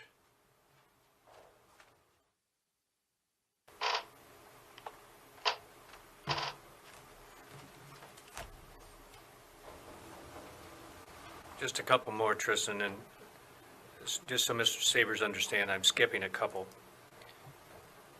Please look at Defendant's Exhibit QQ. All right. Please describe to the jury what we're looking at here. You are in the back of the barn, and you'd be looking down the space in between the two barns. And those grain bins that we see almost in the center, those are up by that service door that goes into the office, right? Yes. Over by that tree to the left of the bins, that's where the red shed would be. Yes. Tristan, are there any doors on the sides of this long building? No. Is there a door at the very end? Yes. And that would be in the middle? It needs to stop. Yeah. So from I those think earlier it's photos, if we Tristan's walked chair. down that walkway between the pins and just kept going straight, there'd be a service door way down there at the end of the barn. Yes. Okay. But that would be the only way to get out of the barn other than the service door up in the office. Yes. Offer Exhibit QQ and ask to publish. QQ is admitted, and you may publish. Tristan, now that we've kind of given the layout and got the jury hopefully a mind's eye picture of the barns and how it's laid out, Hey, I Dave think we G. left off really in asking you questions that Hang on just a sec. Smalls, I don't remember what I said, what I was talking about last night. To be perfectly honest, yeah, can you give me more of a hint? Because I don't remember. I'm sorry. I was trying to think too, and I don't remember. All right. you were carrying the heaters down, your mom was cleaning those light globes, and your dad was putting those nipple bars down. Is that pretty accurate? Yes. Ms. Hughes then asked you if at some point did a concern develop over your mom's physical condition? Yes. And tell us again, what was that concern, or what was your awareness of it? That she was bleeding is what she told us, and that she was getting dizzy is what she told us. Yeah, to Georgia. I didn't And know I was going to have to be delivering it Did you personally to respond to your mom, or was it your Iowa dad? too. I did. We both did. And saying what? I told her first. Starving. I think I remember saying, are you all right? Do you need help cleaning them? And then Dad kind of asked the same thing.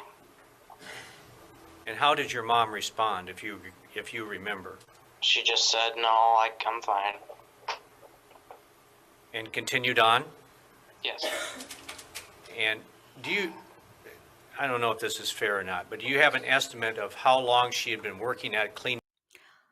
Oh, yes, Smalls. Yes, there is a way that you bring into that how you're supposed to admit evidence. So first you ask the judge if it like this.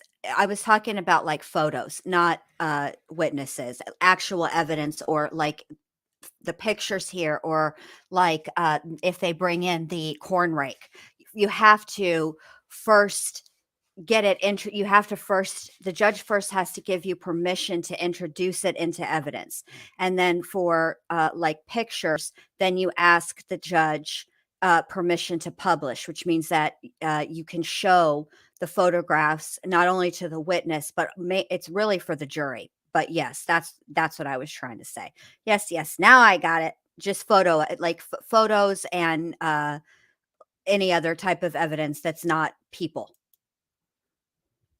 These globes before this observation or concern about her physical health occurred? Probably about 30, 45 minutes. No, they're there, somewhere around Heather. there. Okay. But after that initial concern and discussion, she continued to do more globes.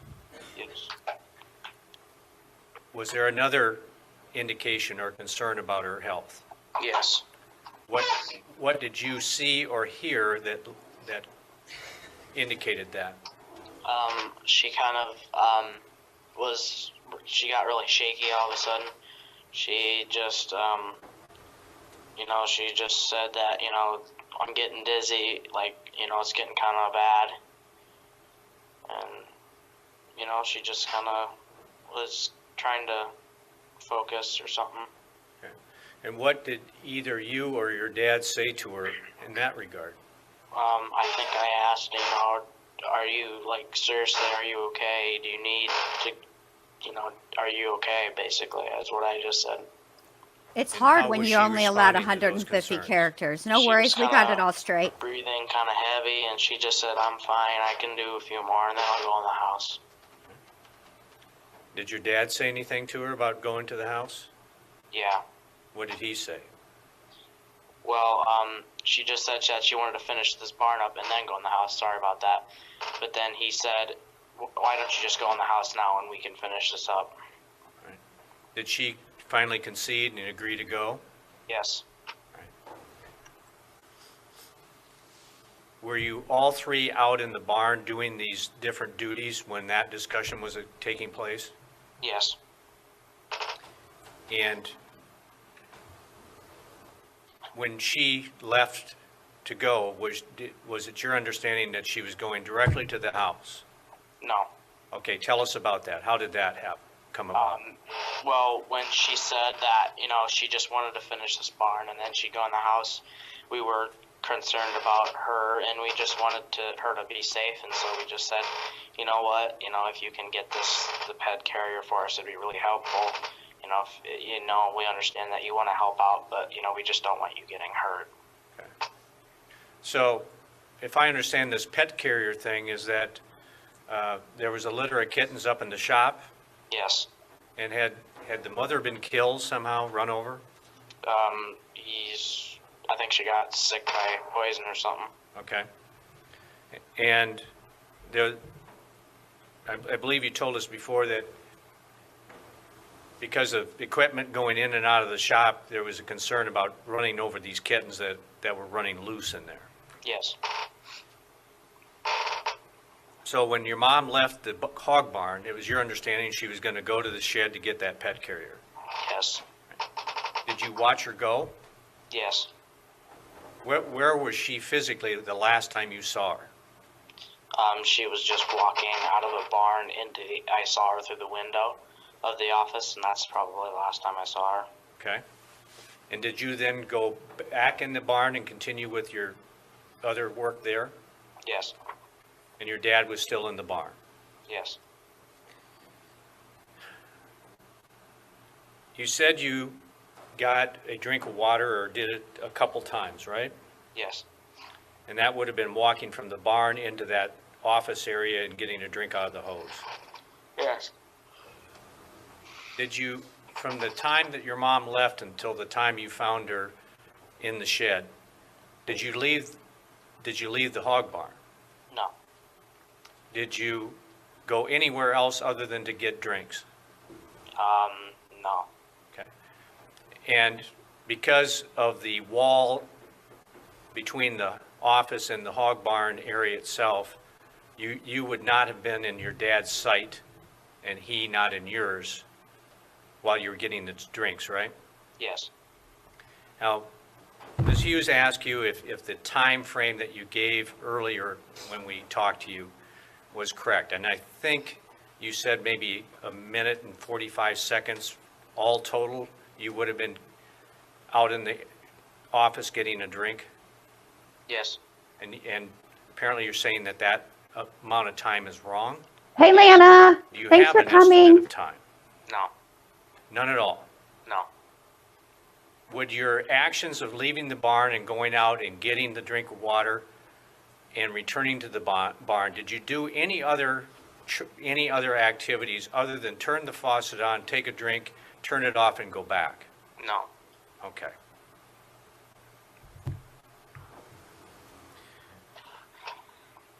I believe you estimated the amount of time after your mom had left the hog barn until you went to look for her was about an hour and a half?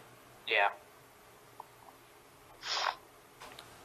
Before you went to look for her, had you and or your dad looked out the window of the office to see if the pet carrier was up by the shop? Yes. I'm going to ask you to take a look at Exhibit W. I would adopt every one of those kittens too. There's no way I love animals. Tell the jury That's why what I'd be the W worst shows farmer. us.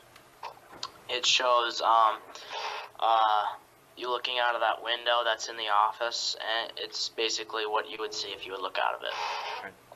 And did you and your dad expect to see the pet carrier up there by the open door of the shop? Yes. That's what you thought your mom was going to take it. Yes. And off to the left, you can just barely see, it looks like the tail end of a pickup.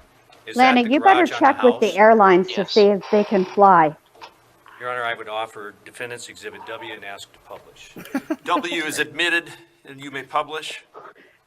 Like not alongside the plane. Kristen, That's not what I meant. I meant next like thing I if you wanna can take jump them on to the is- plane. They got weird stuff. Could you imagine They if got- you called After the you and your airline, dad so left the they're like, farm you go, with your mom I have in the these two pickup. birds that I need to know if they can fly, and they're probably like, yeah, birds That's can what fly, I thought. crazy I, lady. as soon as it came out of my freaking mouth, I was like, "Don't." Yeah, ask why if I they was can be laughing. on the plane because they're strict about that kind of stuff. I don't know. Didn't get it at all. I was like, oh gosh, what a mom joke. For real. All right. Yes. And then later on, you were questioned by a DCI agent. I think that was at school, right? Yes. And finally, at this interview center at, I believe, St. Luke's Hospital. Yes. And Ms. Hughes asked you if it was true that each time you said that you and your dad were never apart in the barn. Is that correct? Yes. And that's what you told them. Yes. But today you're saying that there was some physical separation as you got those 2 drinks of water. Yes. But no other times. You didn't leave the building. No. And if your dad would have left the building, would he have had to come by you and through the office to get out? Yes. Unless he went out that back door and would have had to come up alongside that long building that was shown in one of the exhibits, right? Yes. This is important to me right here. What this Yeah, kid me said. too. Yeah, me me too. too. After your mom left and before you went and found her and the time that you would have spent with your dad, did you ever see him with torn clothes, blood on his hands, emotionally distraught or anything like that? No. Okay.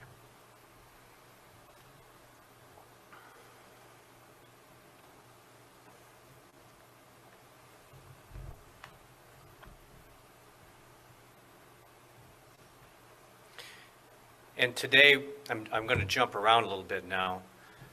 You said that you do recall now that Don't hurt at yourself. least once you've used your dad's iPad. Yes. And you remember, maybe you said in direct testimony what that was for? Yes. Do you remember what it? No, probably I was looking something up for him or showing him something. Okay.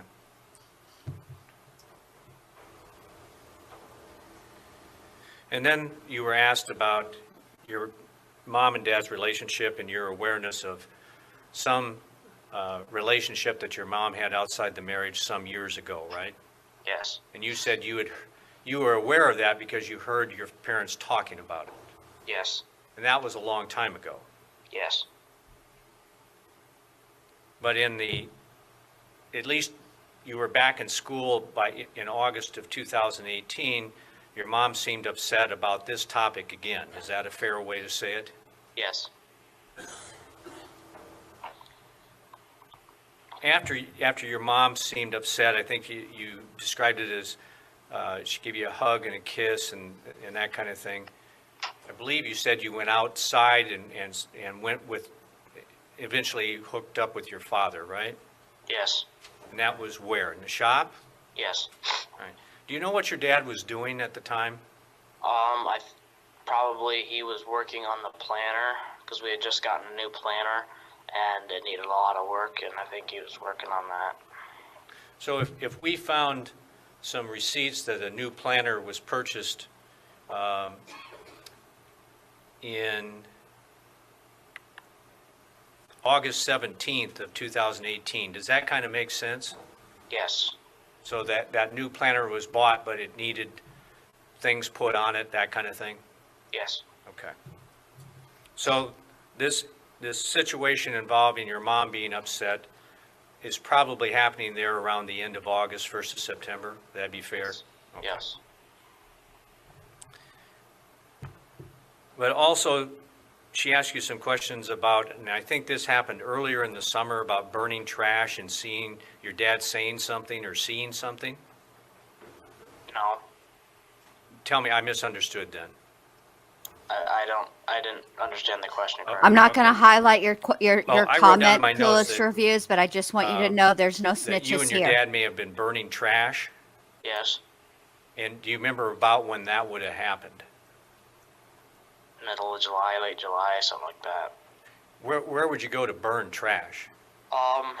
It's kind of in between our place and the other hog barns.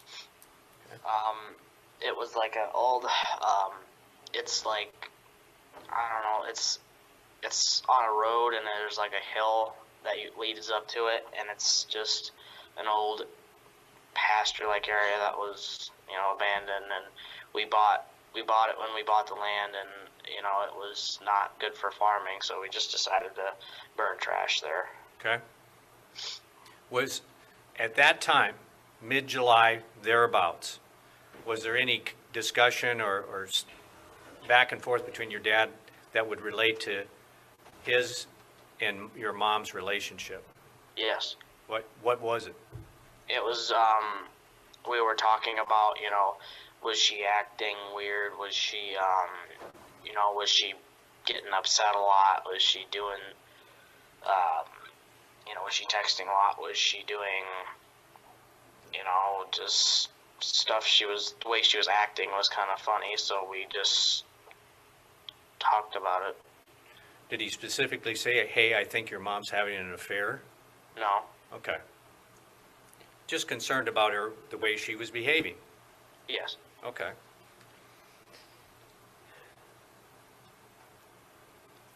Later in the fall, we've heard testimony that your mom's grandmother passed away. Yes. And her uncle had a serious health issue, and I think he passed away, right? No, he had we call it a brain bleed, but his brain something was wrong with his head, and he survived. Oh, that's okay. Yeah, I think somebody said he went on with life after he was hospitalized. Yes. Okay. Yes. Why But are you did both of OGing, those Mo? things Why kill off another person for the poor kid? Oh, yeah. Your whole family died that year, so now it's right here. Yeah, it is That's a terrible question. I'm sorry. He died, didn't he? Well, no, actually, he didn't. God. Well, we call it yeah, bless his little One day heart. the defense attorney's actually going to know the facts of this case. I hope so. Right. But Well, not today. maybe when he watches the appeal. It's not looking so good for today. I think today's ship has sailed. Take your mom Oh, coolest reviews. You got to really work to get me to clutch my pearls. I promise. away from the home for substantial times? Yes. Okay. Did you and your brother and sister go with her each of those times? No. When she was gone and the three of you were home, I assume your dad was kind of in charge. Yes. And this would have been, I think, in September, maybe gone into October. Yeah. Okay. What's going on the farm during those months? September, I think that last year we were butchering chickens Okay. because we raised meat birds, and around the time that my great-grandmother, her grandma died, we were butchering chickens, I think, at that time. And around the time of her uncle's incident, I don't think we were doing much because it was raining and we couldn't get in the field. So other than bad weather, you would have been in the field. I don't know. I don't think so, but, All right. When mom was away and you and your brother and sister were at home, obviously you were old enough, you didn't need a babysitter, right? no. Did you consider either your brother or sister needing someone to watch them? In other words, they just couldn't be left on their own all day long. No, they could be left on their own all day long. Okay. I mean, Taylor knew how to cook. She knew how to cook, and they could keep themselves entertained. Okay. Did they ever, to your knowledge, go out and like ride in the combine with your dad when he was harvesting? Yes.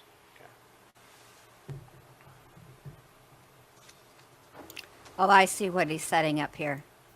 Other than the time when you were burning trash, did your dad ever have any other conversations with you about where he expressed concern about how your mom was acting, her personality or anything like that?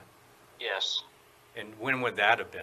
That was when in August when she was upset that one day. Okay. Any other times you can recall? No. Okay. Just hang on just a second, Tristan. All right. Thank you, Tristan. That's all the questions I have. Ms. Hughes may have some more. Go ahead, counsel.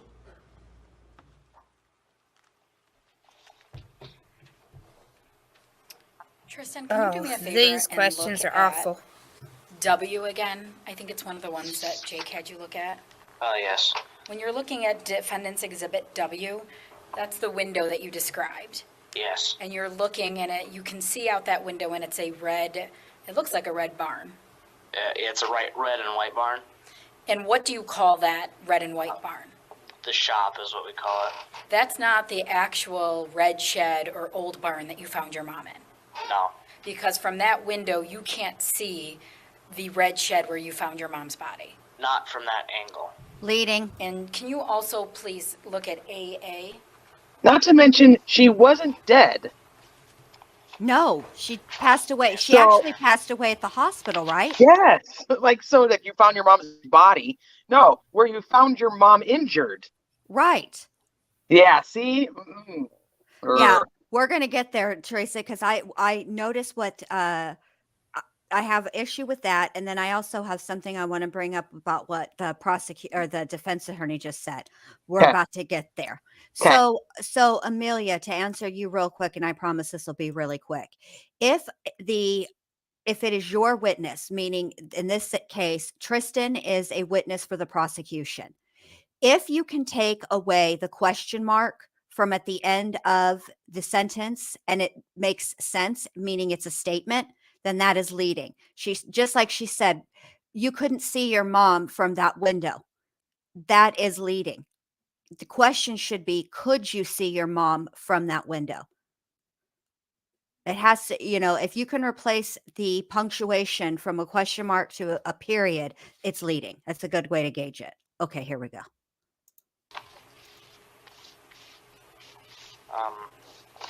Okay. And that is actually an AA. That is the red shed that you found your mom in. Yes. And when the defense attorney asked you where somebody would have been taking this picture from, you indicated they would have stepped out of the hog barn, and that's when they would have taken it. Yes. So this angle is not from inside the office or the hog barn where you were doing that work. No. Thank you. I see why she objected to the pictures now. Yeah, I Now, was going to Tristan, cover that. I the defense realized attorney what it also was. asked you about Lana, if you're using going to the that Red iPad of your Lobster, dad's, pick me and up you some Cheddar indicated Bay that there biscuits, was would you? a time now that Be a you remember lamb. you might have searched something or looked something up. Yes. As you sit here today, do you remember exactly what you These looked are up? bad. No. Did you look up on that iPad killing unfaithful women? No. Did you look up what happened to cheating spouses in historic Aztec tribes? No. Did you ever visit a site I which bought the indicated the biscuit mix punishment and for it's killing delicious. a cheating wife? No. Did you ever look up, did ancient cultures kill adulterers? No. And did you ever look up the characteristics of a cheating woman? No. Now, Tristan, just so that we're clear, because I know that there was a ton of questions about the different statements that you've given.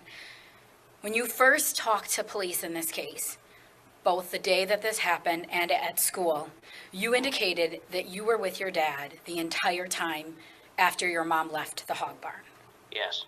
In your deposition last week, you changed that story or that testimony or that information and indicated that there was a period of time you were away from dad. Yes. And initially in that deposition, you initially said it was probably 30 seconds a couple times. Yes. Then in that same deposition, you went on and continued to explain that, well, maybe it was more time, probably combined, it was an hour and 40 seconds. A minute and 45 seconds. I'm sorry, a minute and 40 seconds. I apologize. That's what then you said towards the end of the deposition. Yes. Now, did you meet with your attorney right after that deposition? Yes. And that's when you indicated to your attorney that you would like that information regarding the timing was inaccurate. Yes. And do you know, did you ask your attorney to tell myself and the defense attorney that? Yes. And as you sit here today, do you know how much time you were away from your dad in that hour and a half in the hog barn? No. As you indicated earlier, were you wearing a watch? No. Were you paying attention to the time? No. Tristan, was this entire day a traumatic day for you? Yes. You obviously found your mom when she was unresponsive. Yes. You then got into the truck and your dad placed your mom's body on top of yours. Yes. And in fact, you had your mom's blood all over you after she was taken out of the car. Yes. Tristan, do you want to be here testifying today? No. Did you want to testify in the deposition? No. Is this a very difficult thing for you to talk about? Yes. Somebody Tristan, object. before this happened, you and your dad were really close, correct? Objection. Oh, gosh, thank you. Thank you. At least somebody's paying attention around here. I'm like, this is so I can't. Oh, I know, babe. I know. I can feel your rage over here all the way across the country just like because I'm he's just sitting there staring at him. I'm like, say something. Say something. right. You know what it feels like to me, Tracy? You know that part at the end of Harry Potter when Voldemort and Harry their wands are going together and there's that big spark? Uh-huh. That's how it feels. I can feel your outrage and irritation, like Voldemort and Harry Potter. This guy doesn't feel any of it. I can tell you that. Was there He's just Valium like, in that "All right, water? Just hang out in the courtroom today, you know. Yeah, let's just See hear what what he has to happens." say. Let's just give this kid a chance to just talk, and we're gonna let her ask whatever the hell she wants. This is terrible. It's I so don't bad. think he was a public defender, Molson Man. I think he was hired. Yeah, I actually don't recall one way or the other. Lord. All right, we're almost through it, you guys. All Just right, a all right, few all more right. minutes. We can Okay. do this. Correct? Yes. You spent a lot of time together. Yes. And after this happened, you spent a lot of time with your dad. Yes. And you don't want anything bad to happen to your dad. No. I just have a few more questions, Tristan. Your dad is the one that told your mom to get the pet carrier and put it by the shop, correct? He didn't specifically tell her to. He asked her if he would. I'm sorry, he asked her if she would do that. Yes. And your dad, after the hour and a half was up, he didn't ask you to go in the house to check for your mom. No. He asked you to go to the red shed to check on your mom. He asked to go check on her because, like, maybe we thought that she was still struggling to get it out, to get the pet cage, or maybe she just went in the house. So we didn't really know where she was. He just said, go check on mom. But he told you to go to the red shed. Yes. Thank you, I have no further questions. Mr. Fireman, anything else for this witness? Yes, Your Honor. Go ahead. Really? Tristan, I understand that in the deposition you made an estimate of time of 1 minute and 45 seconds, right? Yes. Today you told me that you were out of sight of your father for 2 times, Yes. getting drinks. Yes.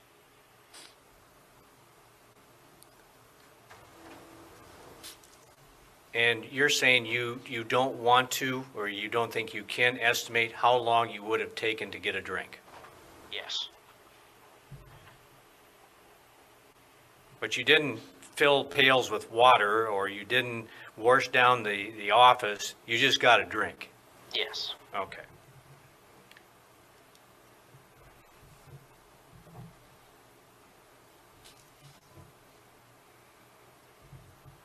And the business about going to check on your mom, did that conversation begin when you looked out the window and the pet carrier wasn't up by the shop where you expected it to be? Yes. So when you went to look for her, as you just said here a few seconds ago, one of the places you could go look is where the pet carrier was, right? Yes. And unfortunately, that's where you found her. Yes. That's all I have, Your Honor. Thanks. Okay. Okay. Yes. Tristan, we are all finished with our questions for you, and we're going to disconnect and you. Wow. Okay. Holy moly. This is a lot. I'm going to start with you, juror number 3. Because I don't know where Schmida is. Yeah, that's where. Yeah, that's you. Okay. So I have a couple issues, but I find his testimony to be very important because she tries to change it around to like he was gone for, a couple of minutes.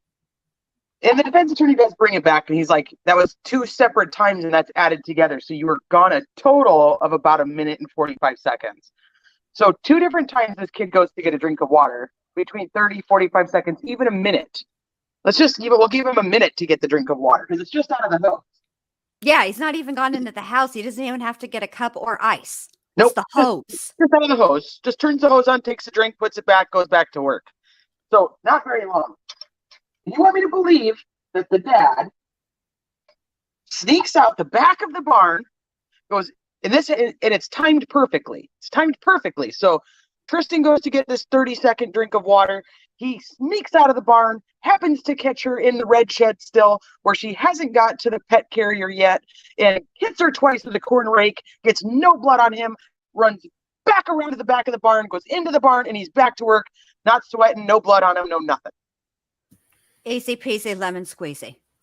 I agree. That's a very tight timeline. He would have had to have blood on him.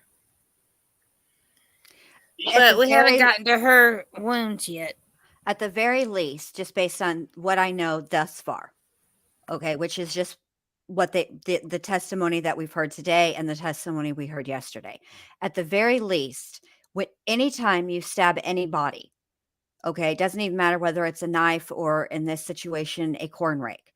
When you thrust the object into the body and then you pull it out, because it's a corn rake, I would not expect there to be a ton of cast off. Okay. However, you would likely, at least, if not at least, drip blood on your shoe. At least, at the very, very least. It's not like you're not cutting a jugular. Okay. So the blood isn't going to go spraying everywhere. It's not that dramatic. But you have to remember, he impaled her, took it out of her back, Yes. and then impaled her again. Yes. So he would at least have gotten, at the very bare minimum, Teresa, I'm saying he would have had blood on his shoes at Right. the minimum. And for the prosecutor to compare his lack of blood with the amount that Tristan had is it's comparing apples and oranges. His mom was bleeding out and she was on top of him in the passenger seat. So, Right. of course, he is going to be more significantly bloody. Although I have to say, if he carried her, I'm curious how he didn't have blood on him. But we're not really to that part. And I'm sure we're going to get pictures of him. Now, I will say this. I have debated, and I still don't have an answer yet about whether or not I'm going to show the pictures that were taken at autopsy. They're not terribly graphic, but I don't know how I feel about it, because usually my stance is not to put those on display. It's a personal thing for me. So I Okay. don't know yet. I don't know if I'm going to, plus I don't know what the rules of YouTube are. So I don't know what I'm going to do yet, but I'm sure there's a way around it. Maybe we can figure a compromise out. But I think what the defense attorney was doing with the line of questioning there at the very end is when he started asking about his siblings, because the prosecution's theory is all of this started to get annoying. All this started because he suspected that she was cheating, and he was frustrated by the time that she spent at the hospital caring for her uncle and mother. Right, mother? The grandmother Right, passed yeah. away. But It was her okay. grandmother, so the brother and her were supposedly taking turns helping the mom deal with her mom passing. Okay. But when the defense attorney was asking him about what his younger siblings were capable of, the truth is he testified that they were pretty much capable of taking care of themselves. It wouldn't be overwhelming. It isn't like he had 3 toddlers running around. Thank you, Truth and Transparency. Very sweet of you. You can't have her. You can't have her, Lana. You can't have her. Oh, Teresa has spoken. So I think that's what that line of questioning was going to establish. But you're 150,000 million, 11 billion% correct.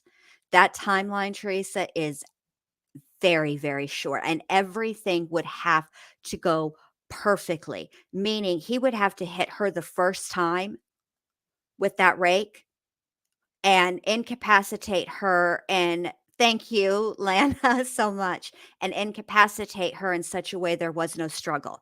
And that's the thing about injuries like that. You get an adrenaline rush. That's why people fight back, because unless obviously there are injuries that are just immediate mortal injuries, but this wasn't that. So I don't know, but I don't like the fact that the prosecution was allowed to ask at least 50 leading questions. Well, yeah, for sure. Well, the other part, so he gets blood on him later, but I'm talking about in Tristan's testimony. Tristan saw no blood. So Yeah. And not to say that it wasn't just minuscule, but my point is that Todd would have had to have made sure he didn't have blood or like check himself. But all of this is in 30 and 45 seconds is my point. He doesn't change his clothes. So he inspects himself to make sure what about blood spatter on his face? Can't see it. Do you see what I mean? Like, exactly. No, you're 100% correct. So yeah, so for Tristan's testimony only, he saw no blood, nothing out of the ordinary. He goes to get his drinks, he comes back, and Dad is still doing what Dad is doing. Yeah. Exactly. I mean, I don't know how he did all that in that short period of time. Well, that's why I think she tries to like make it like add it up, like, oh, so it was a minute and 45 seconds. Oh, and it's like, no, that's multiple trips. That's his total amount of time. His dad was out of his sight. Exactly. He's not saying it was a minute and 45 seconds each time. He's saying it's cumulative. Right. And this kid doesn't think his dad did it. Interesting. Now, I will say this. Last night after we got off of here, my head was still thinking, because it usually does for a while. Yeah. And I had a thought, but I'm not quite ready to share it just yet.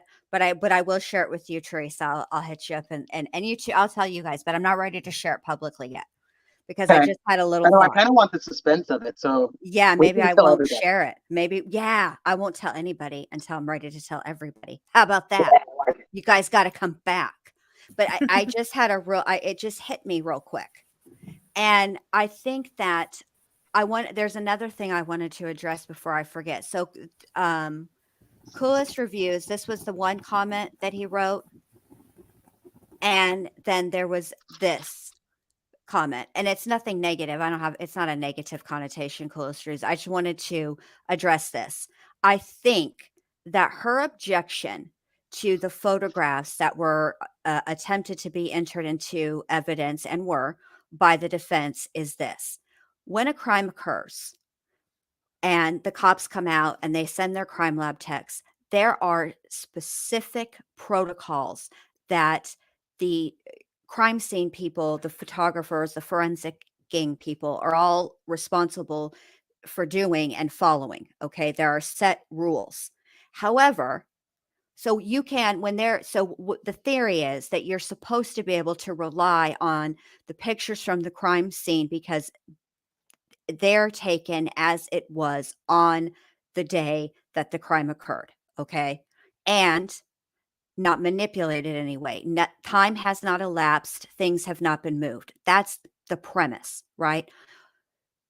Conversely, if the defense is taking the pictures, it's time has elapsed. And in this case, a whole season, because it was November when this occurred. It was spring when the pictures were taken. And the defense team is not held to any type of standard. They're allowed to take the pictures and they can, for lack of a better word, manipulate the scene. But the scene is already manipulated in really because it's not when it actually happened. And I'm not talking about, like, obviously, when a crime occurs, nobody was taking pictures unless you're Jodi Arias during the crime, right? The crime scene arrives afterwards, but they're taking pictures of the scene as it was on that day, where the defense is not. And I think that that's what she was objecting to, is that they were not the way that the scene was that day, and that they were, anything is possible with them. So I think that that's why she had that objection. But that's all I wanted to address, because that was a good point. And not all evidence is good evidence. I also think it's interesting that the overhead projector didn't work for his exhibits, but they work for the prosecuting. Well, it depends on what his exhibits were. So if it's an overhead projector, his exhibits sounded like photographs. And don't overhead projectors? I don't know. When I was in school, they had I don't know clear thing. Yeah. I don't think Whatever that was intentional. They show her pictures, and he said in his, we couldn't get it to work, so they have to hand out the pictures to the jury. Well, yeah, but that actually might be better. Not you for think me, because about I it, wanted to see him. well, obviously, but I didn't know that's what you were. I thought you were going somewhere like as an actual juror, not just as Momo. I am juror number 3. Well, if you had really been the juror, you would have got to see him up close and personal better than on a projector, I think. Wait, so I'm not number 3? Or Oh. wait, no, let me think. Okay, I was number 1 because I'm the 4 person. Dr. B is number 2. Schmied is really number 3 now yeah, that I'm she's 4. up here. So Mo Mo's is 4, I'm 4, 5. so you're 5. Gotcha. Okay. Now that we have that settled. Yeah. I took mine off because I forgot. I'll I put it took right. my juror number off. Yeah, I won't be. We'll just give me one. We're gonna fix that right now. I just had some real issues with the son's testimony. Now Yes, Smiles. I will say this. I will say that some of what was I lost my whole train of thought. Never mind. Something about that what the defense attorney was asking him with respect to to their marriage that I just thought was crossing a line. Something he had talked about with his dad. And that was oh, I know what it was. I will say that I disagree with Todd at basically it's not that he asked him to run recon, but he did run recon on his mom. You know, like his dad asking him, you know, does she seem moody? Is she, it's not the moody, it's not the sad, none of that stuff. It's do you notice that your mom's texting more often? That's too far. And he shouldn't have been, I don't agree with that part of it. But I also don't agree with the with the fundamental that the relationship was just fine. They were working through it. That kind of situation is different for everybody, and I don't know if I could be forgiving of it and pick up the pieces and go on. I don't know if I could or not. However, I will say that to me, it sounded like they were trying to work through it, and situations would occur and there would be a feeling from Todd that she was cheating again, or maybe cheating, or she was acting suspicious, because bottom line is he fundamentally didn't trust her. And that's just the truth. But does that rise to murder? I don't know. And I don't think so. Right. And Molson Man, you'll hear tomorrow. Oh, I don't know if we're doing it tomorrow, but whenever we do the next day, you'll hear some more about the blood in the 911 call. Yeah, we're doing it tomorrow. The only night that Teresa can't do it is Thursday. Oh, okay. So I was thinking on tomorrow. Yeah. Okay, tomorrow's the 911 call and 2 deputies. And that's how it was in the trial? That's how the order it was? Yes. Okay. Okay, good. So that's important. I think we're going to need to hear that. Yes, because he talks about the blood in the 911 call. But I'm not going to be spoilers. Yeah, please don't. Otherwise, what would be the point of them coming back, silly girl? Well, I know. That's why I wanted to tell him to come back to listen. Yeah, but if you give a spoiler, he won't. There's the aerial shot, Lana.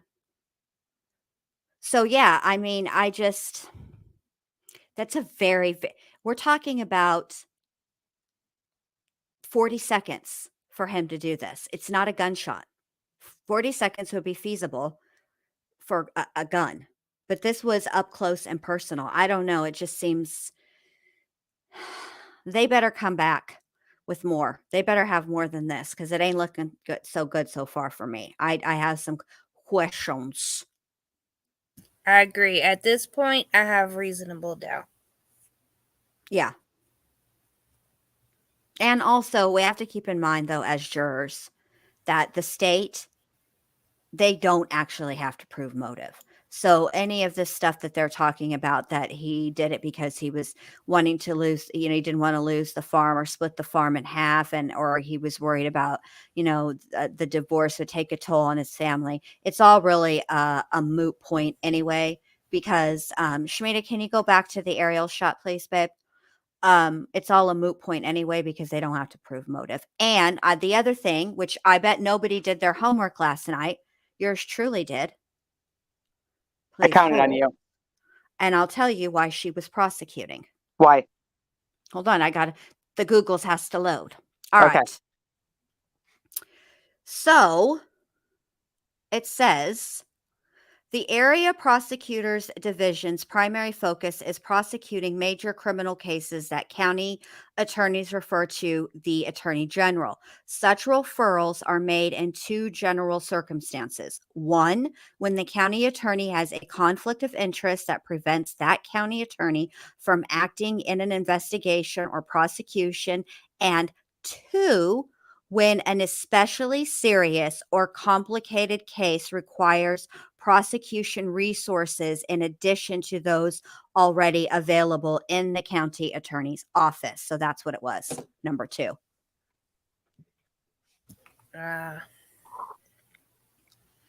Can you point on the screen? Just generally No. speaking, I mean, I have a finger and I have a mouse. Yes, I can point. I mean, to where I everybody know, I can. can point at it right now. Watch. Wait. What? I- Right there. You know, I'm new to the YouTubes. I didn't know if you could use your pointer. My mouse, you mean? No, Yeah. they can't see my mouse. Okay. Oh, like you mean like if you go back to like the aerial? Yeah, because Smiles wants to see where they were in regards to where she. Okay, so this is what we'll do. I will. The long white building and the little red building. That's how close they were. Yeah, but you can't. I don't think you can see that like from the aerial. Hold on. I don't know if that's in the aerial one. I thought I could see it. I thought. Yeah, see this building? Yeah, but you also swore that you saw Chazzle Dazzle in that window, and I done told you that was impossible. See the solar panels on that one building? The long white building, yes. Yeah, they were in there. And then see the long cylinder ones? The red building is in between there where she was. Okay. Good night, Right? nonstop mom. Yeah, I think that's right. And this is where they went in. This is why he had to take the rake out. Because she was Right. in this little tiny opening. It's like Right it was intended to have a door there at one time, but no longer has a functioning door, and that you just have to get in through that crack. That's terrible. Yeah, right in there. And that thing was packed full. Yes. That's what I'm saying. Like the little walkway. Yeah, this is not making up. Now, this is the part that's getting me, though. First of all, accidents do happen. And the way that rake works is it is curved. And if it were laying flat, the tines of the rake would be upright. This is the problem I have. And I'm not going to understand this until the medical examiner testifies. I need to know if all of the wounds had a same consistency in the depth. Yeah. Well, yeah. You're gonna want to wait for. You're wait for her. Yeah, some of them do. Some of them are pretty. Don't deep. tell me.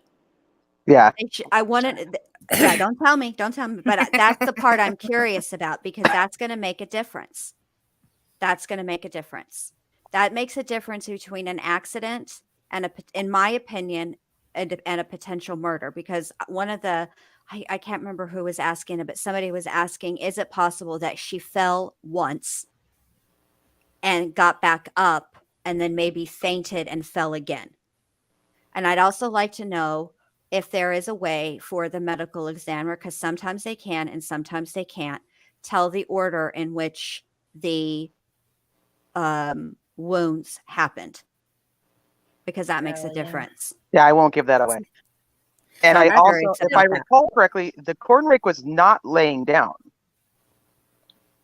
It was upright, but I want to wait to testimony to verify that I'm correct. Yeah, because then I don't see, that's my other, I'm going to have to, I know that we have more pictures in this. Shamina did an excellent job. She put show all the of There's these the pet together. carrier. That's the pet carrier right there. Let me just say, those things are heavy. That's a big one. That's for a dog. Yeah, that's a big one. Yeah, I I think think- the son said that it was like 12 pounds or. Yeah, I feel like that's airline regulation. Lana, I hope you're paying attention for where you can store your birds. Better call the airlines and make sure they're going to let them birds on the plane. Can birds fly?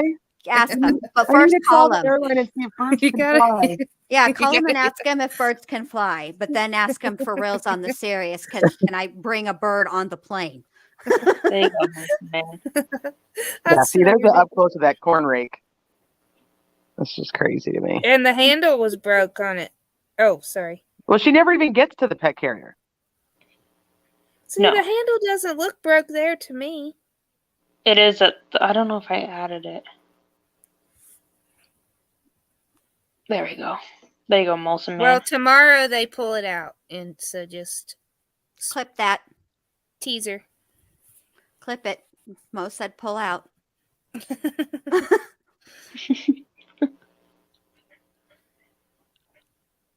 Ugh, God.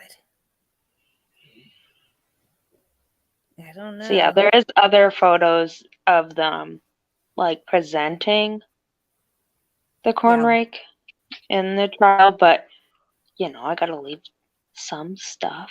That's yeah, right. that's on the video for tomorrow. Yeah, we gotta get. Yeah, you gotta come back for more. But this is like Look the at that tiny little little tiny area. walkway. What, Yeah. Teresa? So look at that little tiny walkway. Mm-hmm. I'm telling you right now. But if she If was I- on her belly, how'd she fall on her back?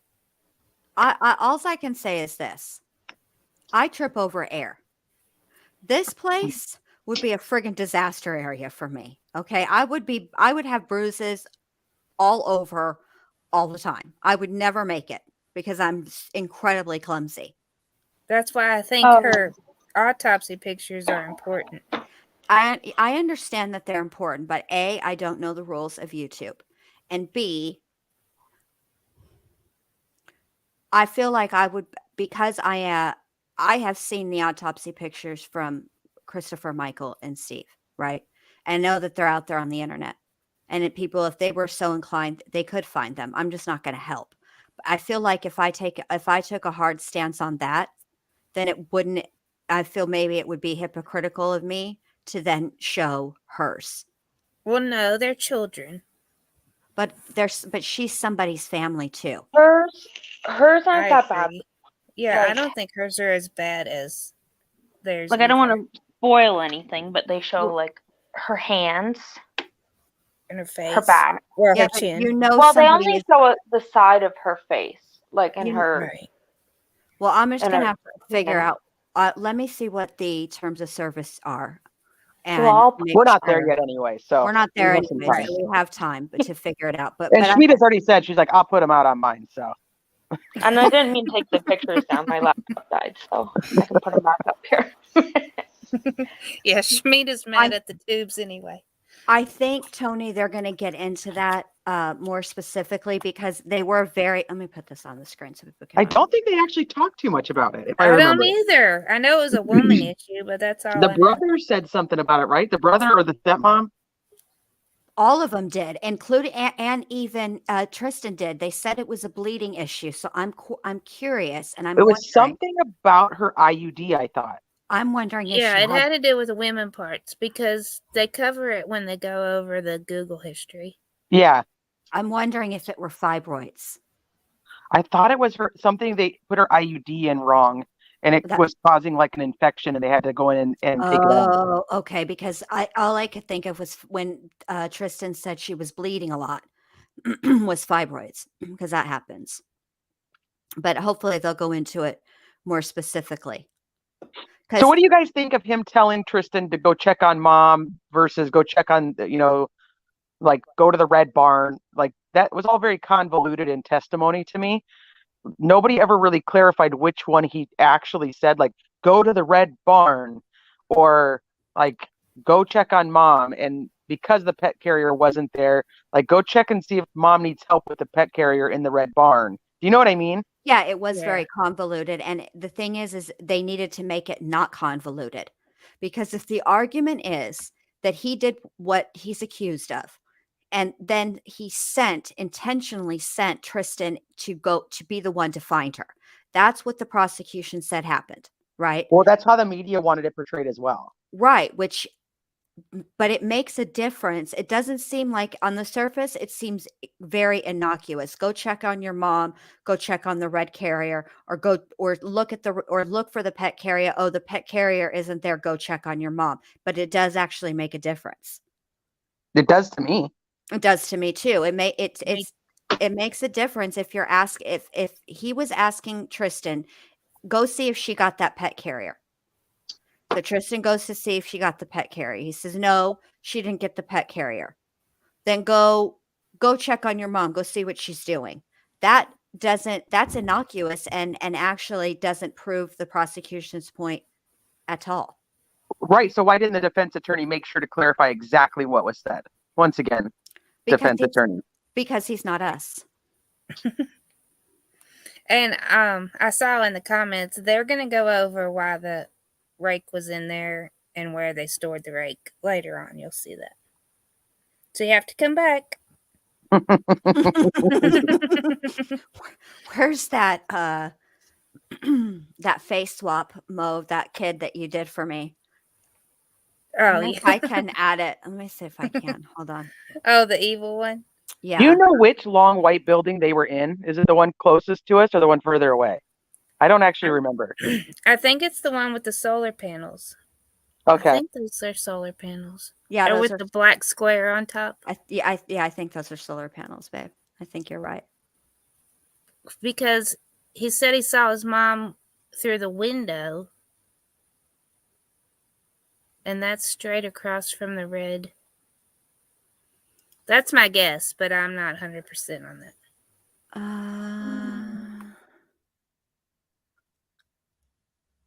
I just think I don't understand where the defense attorney was today during this testimony. I'm not sure where he's at this trial. Yeah. He had like an imposter. Like, what are you doing with your life, homeboy? This is literally your one job. Could you do it? I would be so upset. So upset. I would be livid. If I was Todd, I'd be like, objection. Oh, Like, yeah, Todd like a was little elbow livid. nudge, something. Like, come on, guy. Yeah. What are we doing here? Right. Are we just going to sit here and pretend like I'm not on trial for my friggin' life?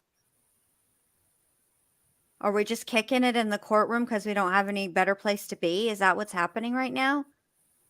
Have you watched any other testimony yet, Jen? No, I haven't. I've tried to stay, watch it with you guys, because I'm afraid that if I watch it ahead of time, right, I'll have an idea in my brain. Yeah, And that's where I'm at. usually when I have an idea in my brain, it's very difficult for me to get that idea out Yes. of my brain. Yep, I that's have where a I'm at. very hard time coming around to stuff like that because I'm literally just stubborn. Most Well, men, luckily- yes, Thank you, this- Mo. as it stands this minute, my vote is not guilty. Right, me too. Me too. Based on what they presented so far, they better come with something more important, more better than this. That's not even a real actual thing. Hold on, That was bad question. Bad question. bad question. Bad question. My bad. My bad.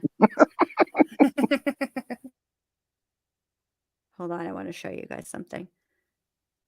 Talk amongst yourselves. I'll be right there. Oh, balls. I pushed the wrong thing.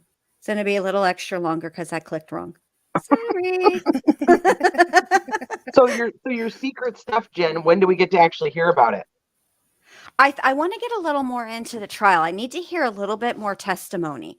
You know who I'm actually waiting for Jerry Frazier to testify.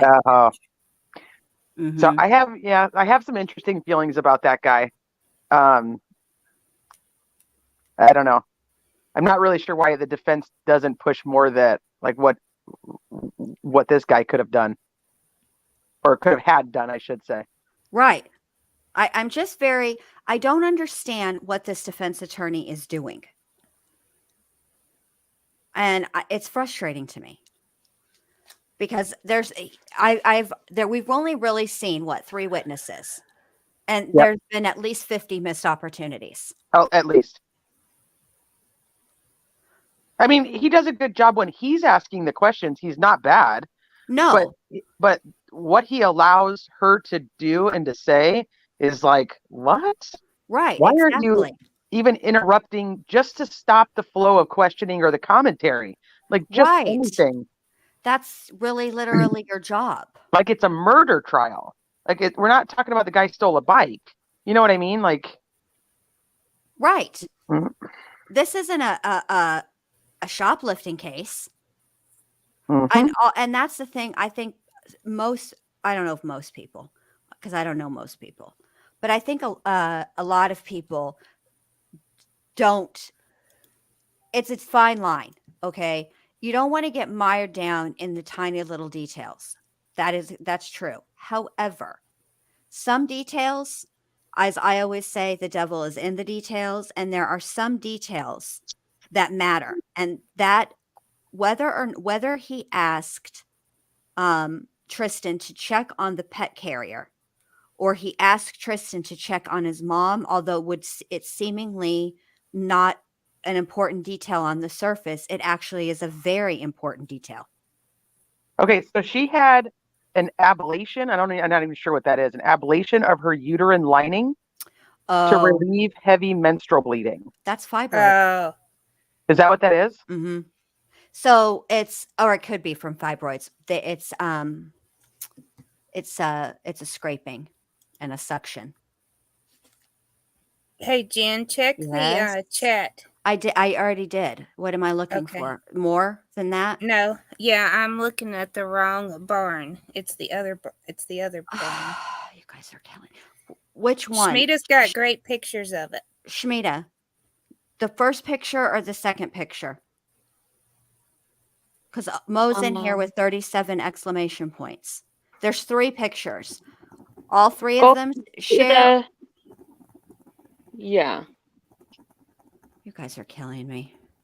Well, The that's important. 295 and the 452. Okay. The 460 is kind of meh. Okay. You guys know you can share your screens too, right? I don't know how to do No. that for that. Yes, you I do only know how too. to- I Yes, only you know do. how to do the video part. Yeah, but it's the same thing. No, look, you just share the tab. It's not any different. I'm too scared. Why? I'm on my phone. I got nothing. I've got Hold nothing on. either. You can see all my files and files. All and right, look, I'll tell you what files. I'm going to do. I'll tell you what I'm going to do. Just give me a second. I'll share it if you want. No, it's fine. I'll do it. I'm just going to put it on something else, and then that way we don't have to worry about sharing it. And if we need it again, we'll all have it. How about that? Perfect. Okay. Yeah. So I didn't do these. I sniped these from a Facebook group. Okay, so Smalls is saying that that's a surgery that's common to lead to complications. I didn't actually know the procedure that she had, so I never looked up like what complications can come with it. I think that's something that a defense attorney probably would have somebody on to talk about, but You we'll would see think. if that happens. You would think. Right. You would think. I already know the answer, so I'm not going to. Me too. Hold on a second. Well, you cleared your throat and I went up on the think.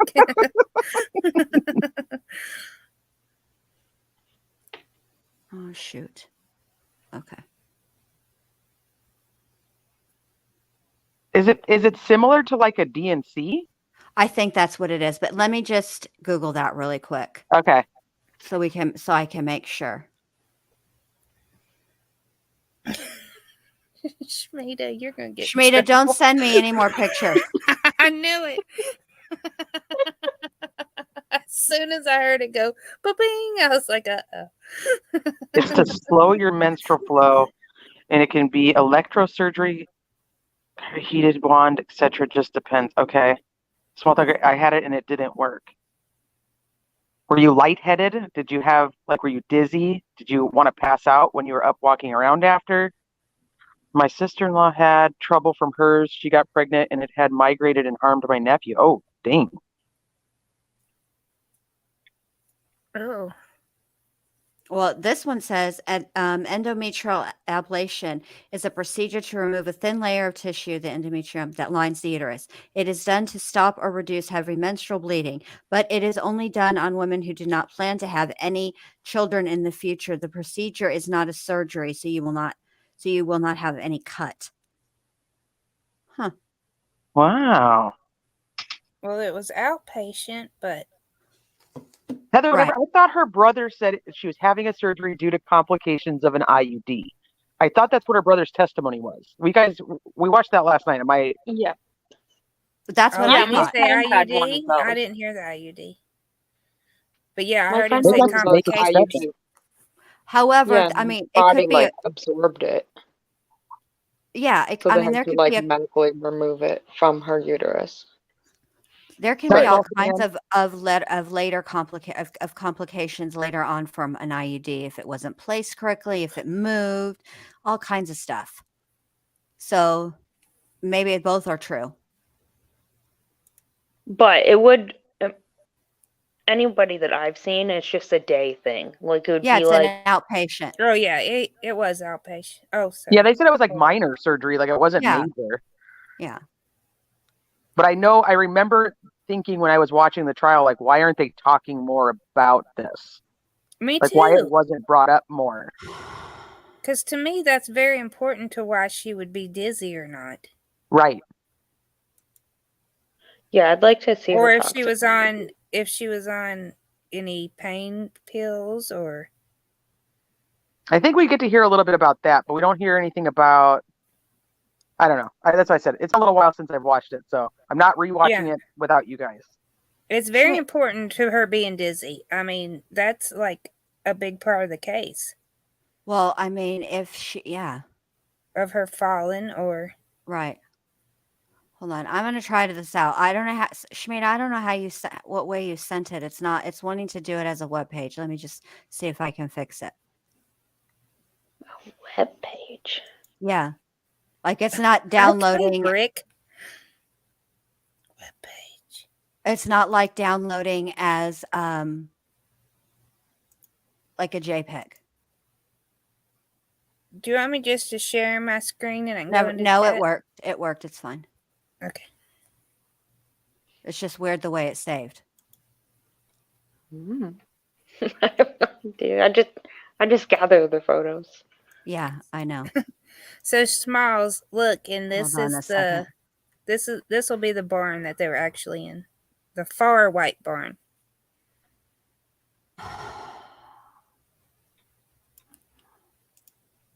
Well, y'all Which gonna have to actually- talk because I have to fix this so it can be shown. Okay, well, actually, the picture she's going to show actually shows you can see the red building better from that barn because there's trees in the way from the other barn. So they were in Yeah. the long white barn that's farthest from us?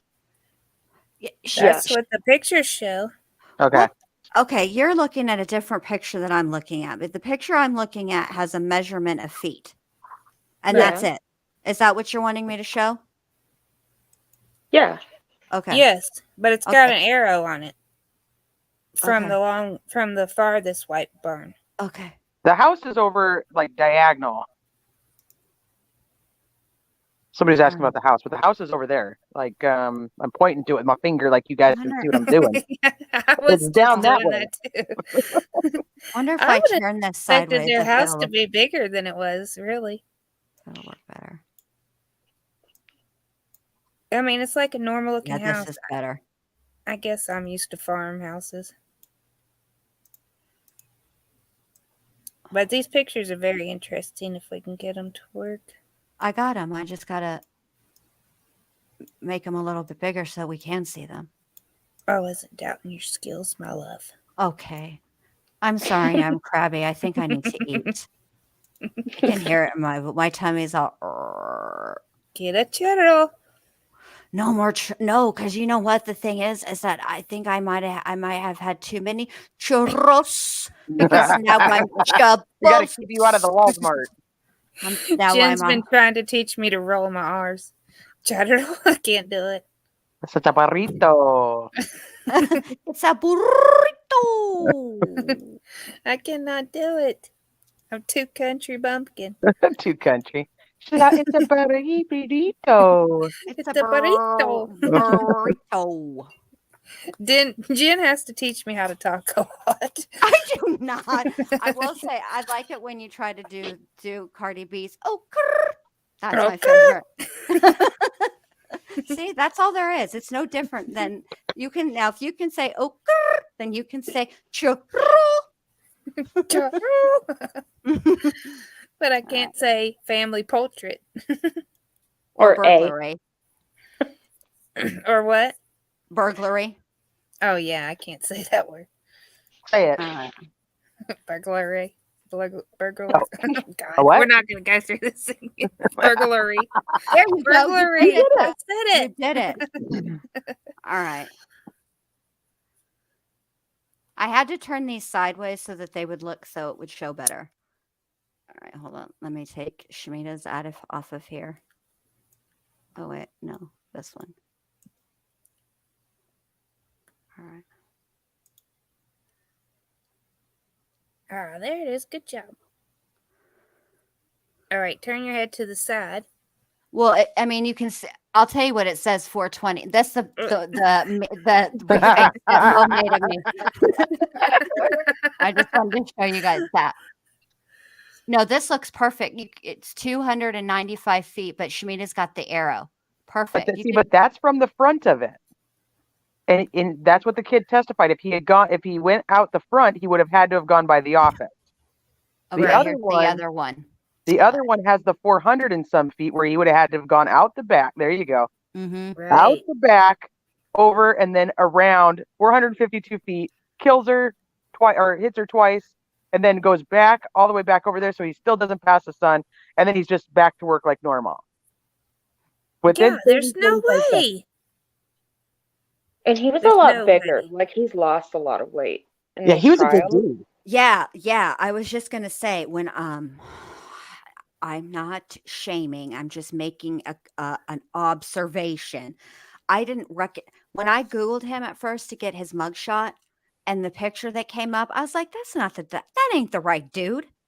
Do you know how It many is. times He got better looking I after. agree. Yeah, after he shaved himself and lost a little weight and cleaned up a little bit, yeah, he looked better. Maybe she wouldn't have cheated. Maybe. That's what I was thinking, but I wasn't going to say I'm bad. it. I have a I little think evil she in still me. would have. Probably. Since she did it twice. Okay, that's the other thing, though. Here's the thing. So they try to say like he killed her because she was cheating on him. Right. Nobody brings up, well, he didn't kill her 5 years ago Right. when she was cheating on him. So why this time? I agree.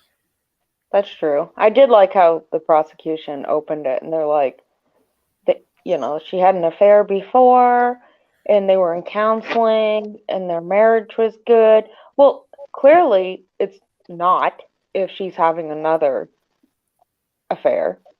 Right. Like, how can you say that they were doing well in counseling? Yeah, they're doing really well in counseling. So well. She Maybe they decided to take on another partner. maybe they had perfect attendance in counseling, and that's what they meant. I don't know, because Well, there's no way he went out the back of that barn. So as of right now, the panel of jurors is saying reasonable doubt so far. yes, Correct. that's what I'm saying. Correct. Because And these pictures even make it more. well, We've got a couple pictures here. I don't know. Todd, let me- but I want to blur the kids' faces real quick here. It's just the way that they are alleging that the crime happened. And at the end of the day, the burden of proof is on the prosecutor, not the defense. And their theory they better come with something more than this, because otherwise it's not making sense to yours truly. That's a football field and a half. That's That way big. he would And have he had was one way. a hefty guy. Night, mi amor, I love you. Good night. Maybe he teleported. Yeah, it's just. And, okay, and then the other thing is, let's think about it, because this is supposedly premeditated, right? Because he's obviously leaving the barn, going there, purposely killing her, because he's only got 30 seconds to do it. Right. This is the dumbest premeditation, because he's got his kid right there who's working right next to him. And like I He said, could get he's her a alone tiny at any love point. victim. Yeah, like why would he do it right then? Why is he going to do it in 30 seconds? Right. And then you have to add in the Google searches, okay? Which she did touch on, and I'm sure she's going to go more in depth with it whenever they get their forensicing folks up there with the computers and all the business. That's a whole Okay. nother issue. But she Okay. doesn't Well, even bring up all the Google searches. just the one she brought up today. Okay.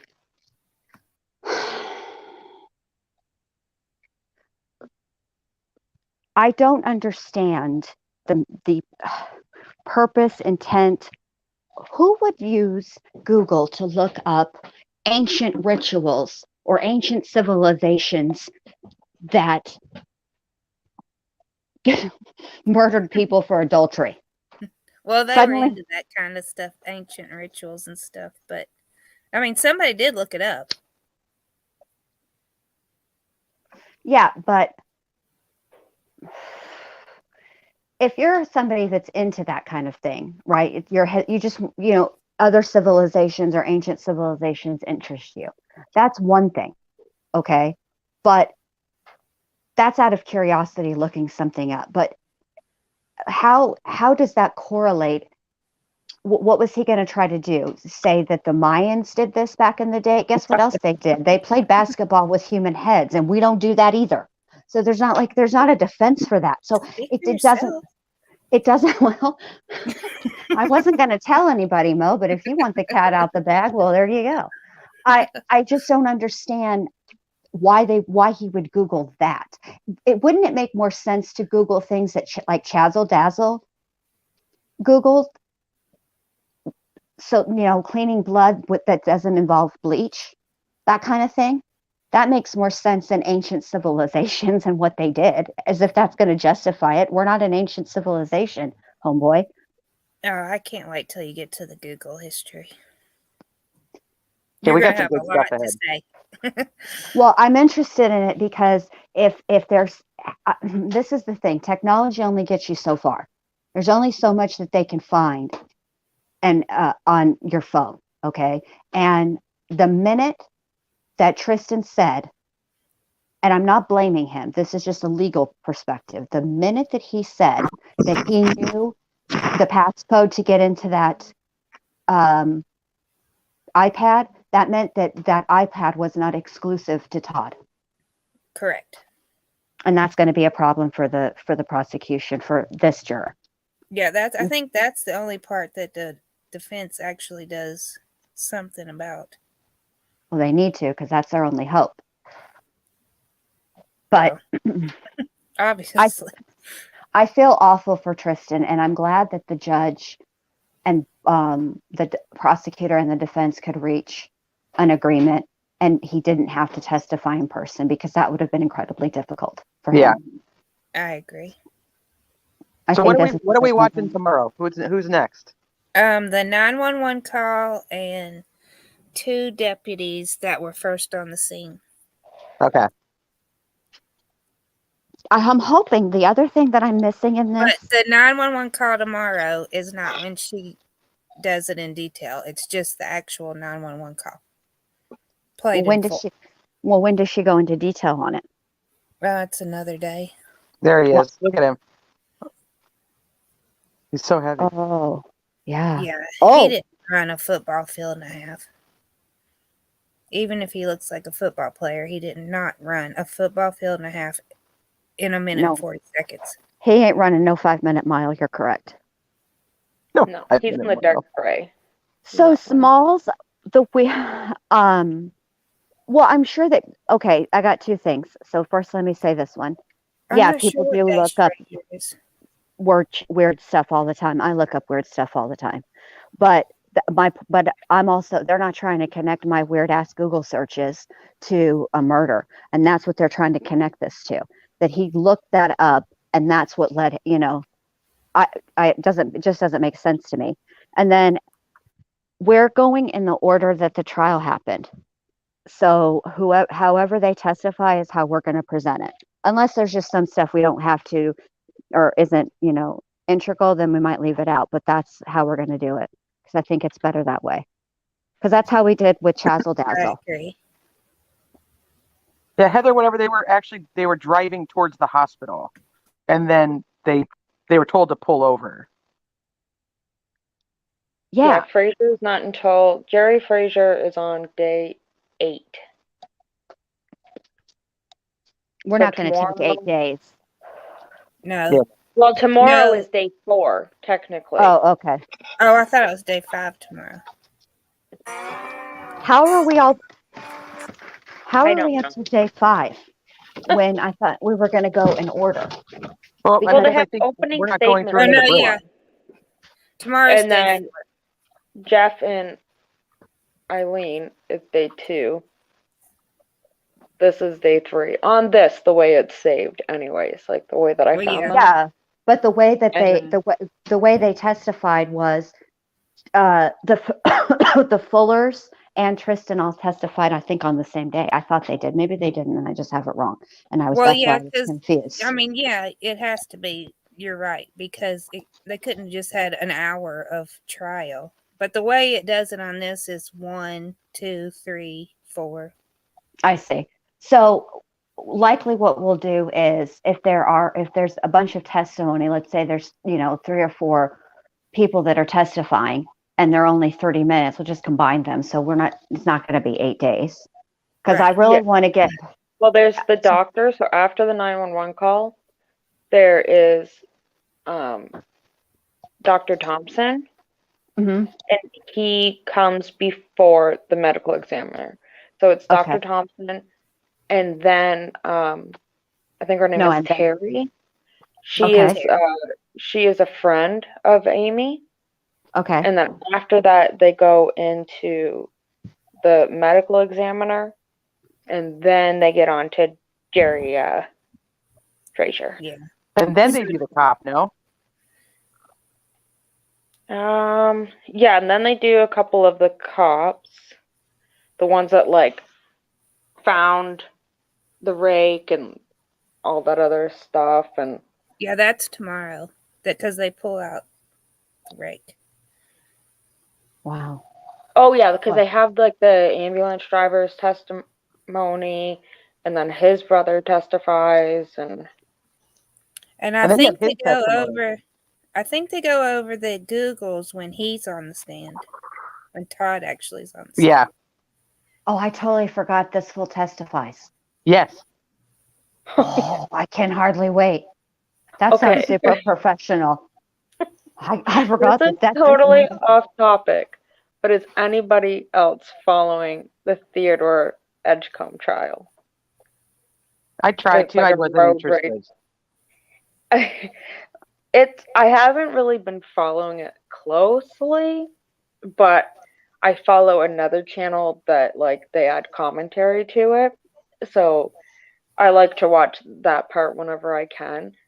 But this guy, he is being charged for shooting another guy like right in between the eyes. But Wasn't it his like on his left crop- eyebrow or something like that?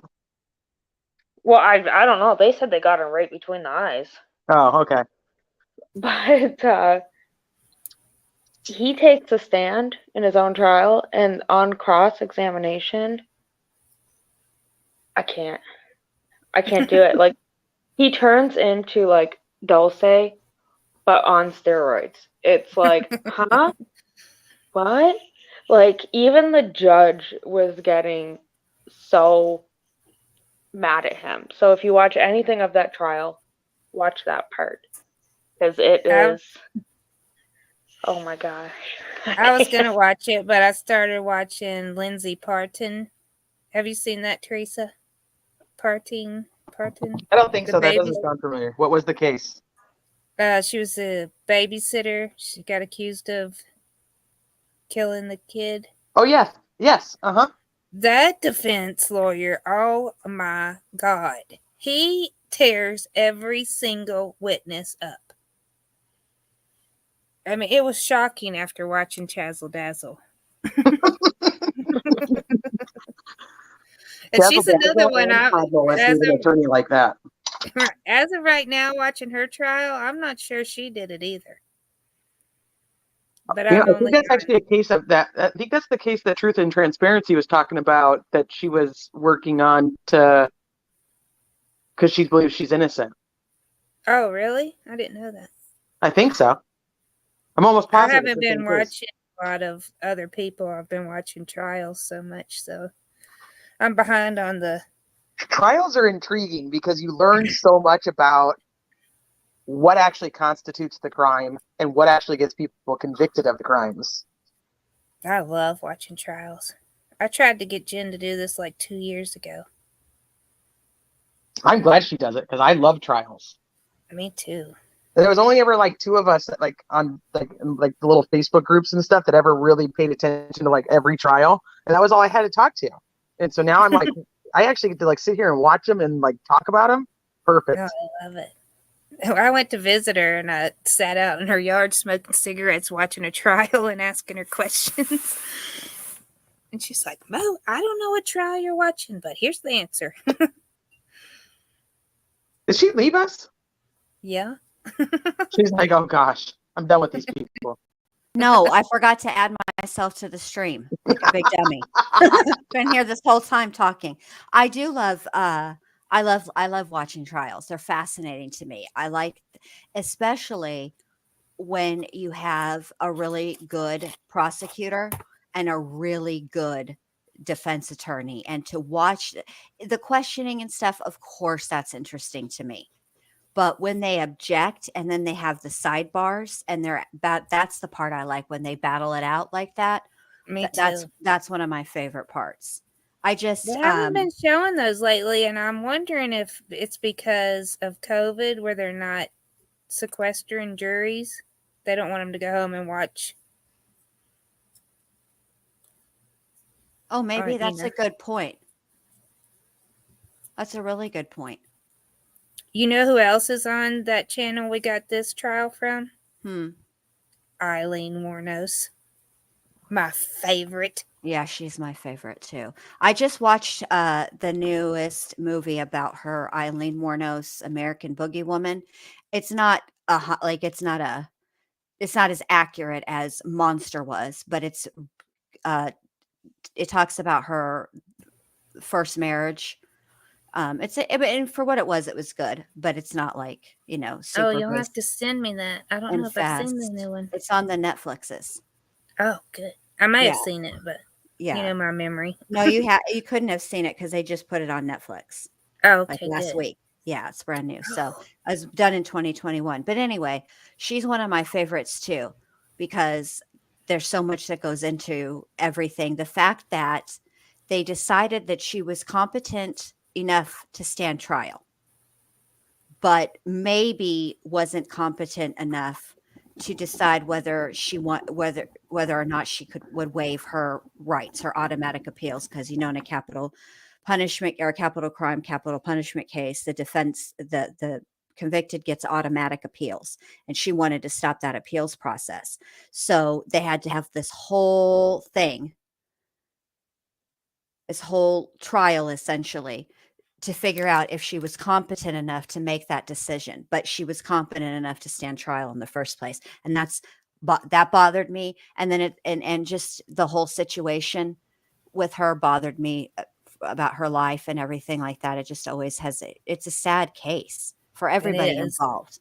I haven't clicked on. I was scrolling to find this one, and I saw she was on there, but I haven't clicked to see what the quality is or anything, because that was a long time ago. It was a very long time ago. But yeah, so I just that's an interesting one too. Well, all right, you correct, BR the star. He would have been out of breath, and his kid would have been like, "What's wrong with you?" Yeah, I think at the very least he would have been. Yeah, I just don't think that he would have been able to do what was required in the time that it was required for him to do. And him show no sign of aerobic activity, because let's be honest, murder is aerobic activity. And then trying to traverse, through that barn and the shed, and it's not like it's not like we're talking about 30 seconds between like a bedroom and a living room. This place was huge. Right. And don't they know? have like experts that testify on 911 calls? They can, yeah. Because I don't think they do that tomorrow. No, tomorrow they don't even. I don't even know why they play it tomorrow. They just play it and then well, I guess they play it to show just the 911 call, but they don't discuss it because then they go right into the deputy that first showed up. They don't discuss it until later. Yeah. I wonder When why they did it that when way. he's on the stand is when I think they discuss it. Teresa, do you remember? I don't remember. Sorry, I'm shoving my face with nachos. Nachos. You gotta have nachos and not share. I wasn't going to tell anybody. Well, That's I what don't I'm know. wondering, Heather. Because, I mean, the son could be lying. We don't know. Because, I mean, that's his dad. I don't know that I And would. who wants to lose both parents? Yeah, I don't know that he's lying. This is what I think it is. Well, not lying per se, but like not Traumatized. remembering correctly. I think he is remembering correctly, and this is a phenomenon. This is a thing that people, I don't think, really think about when people are giving timelines. Okay, if you have to take in account multiple factors with Tristan, the first and foremost being that he was 13 years old. That's number one. Number two, what he saw that day.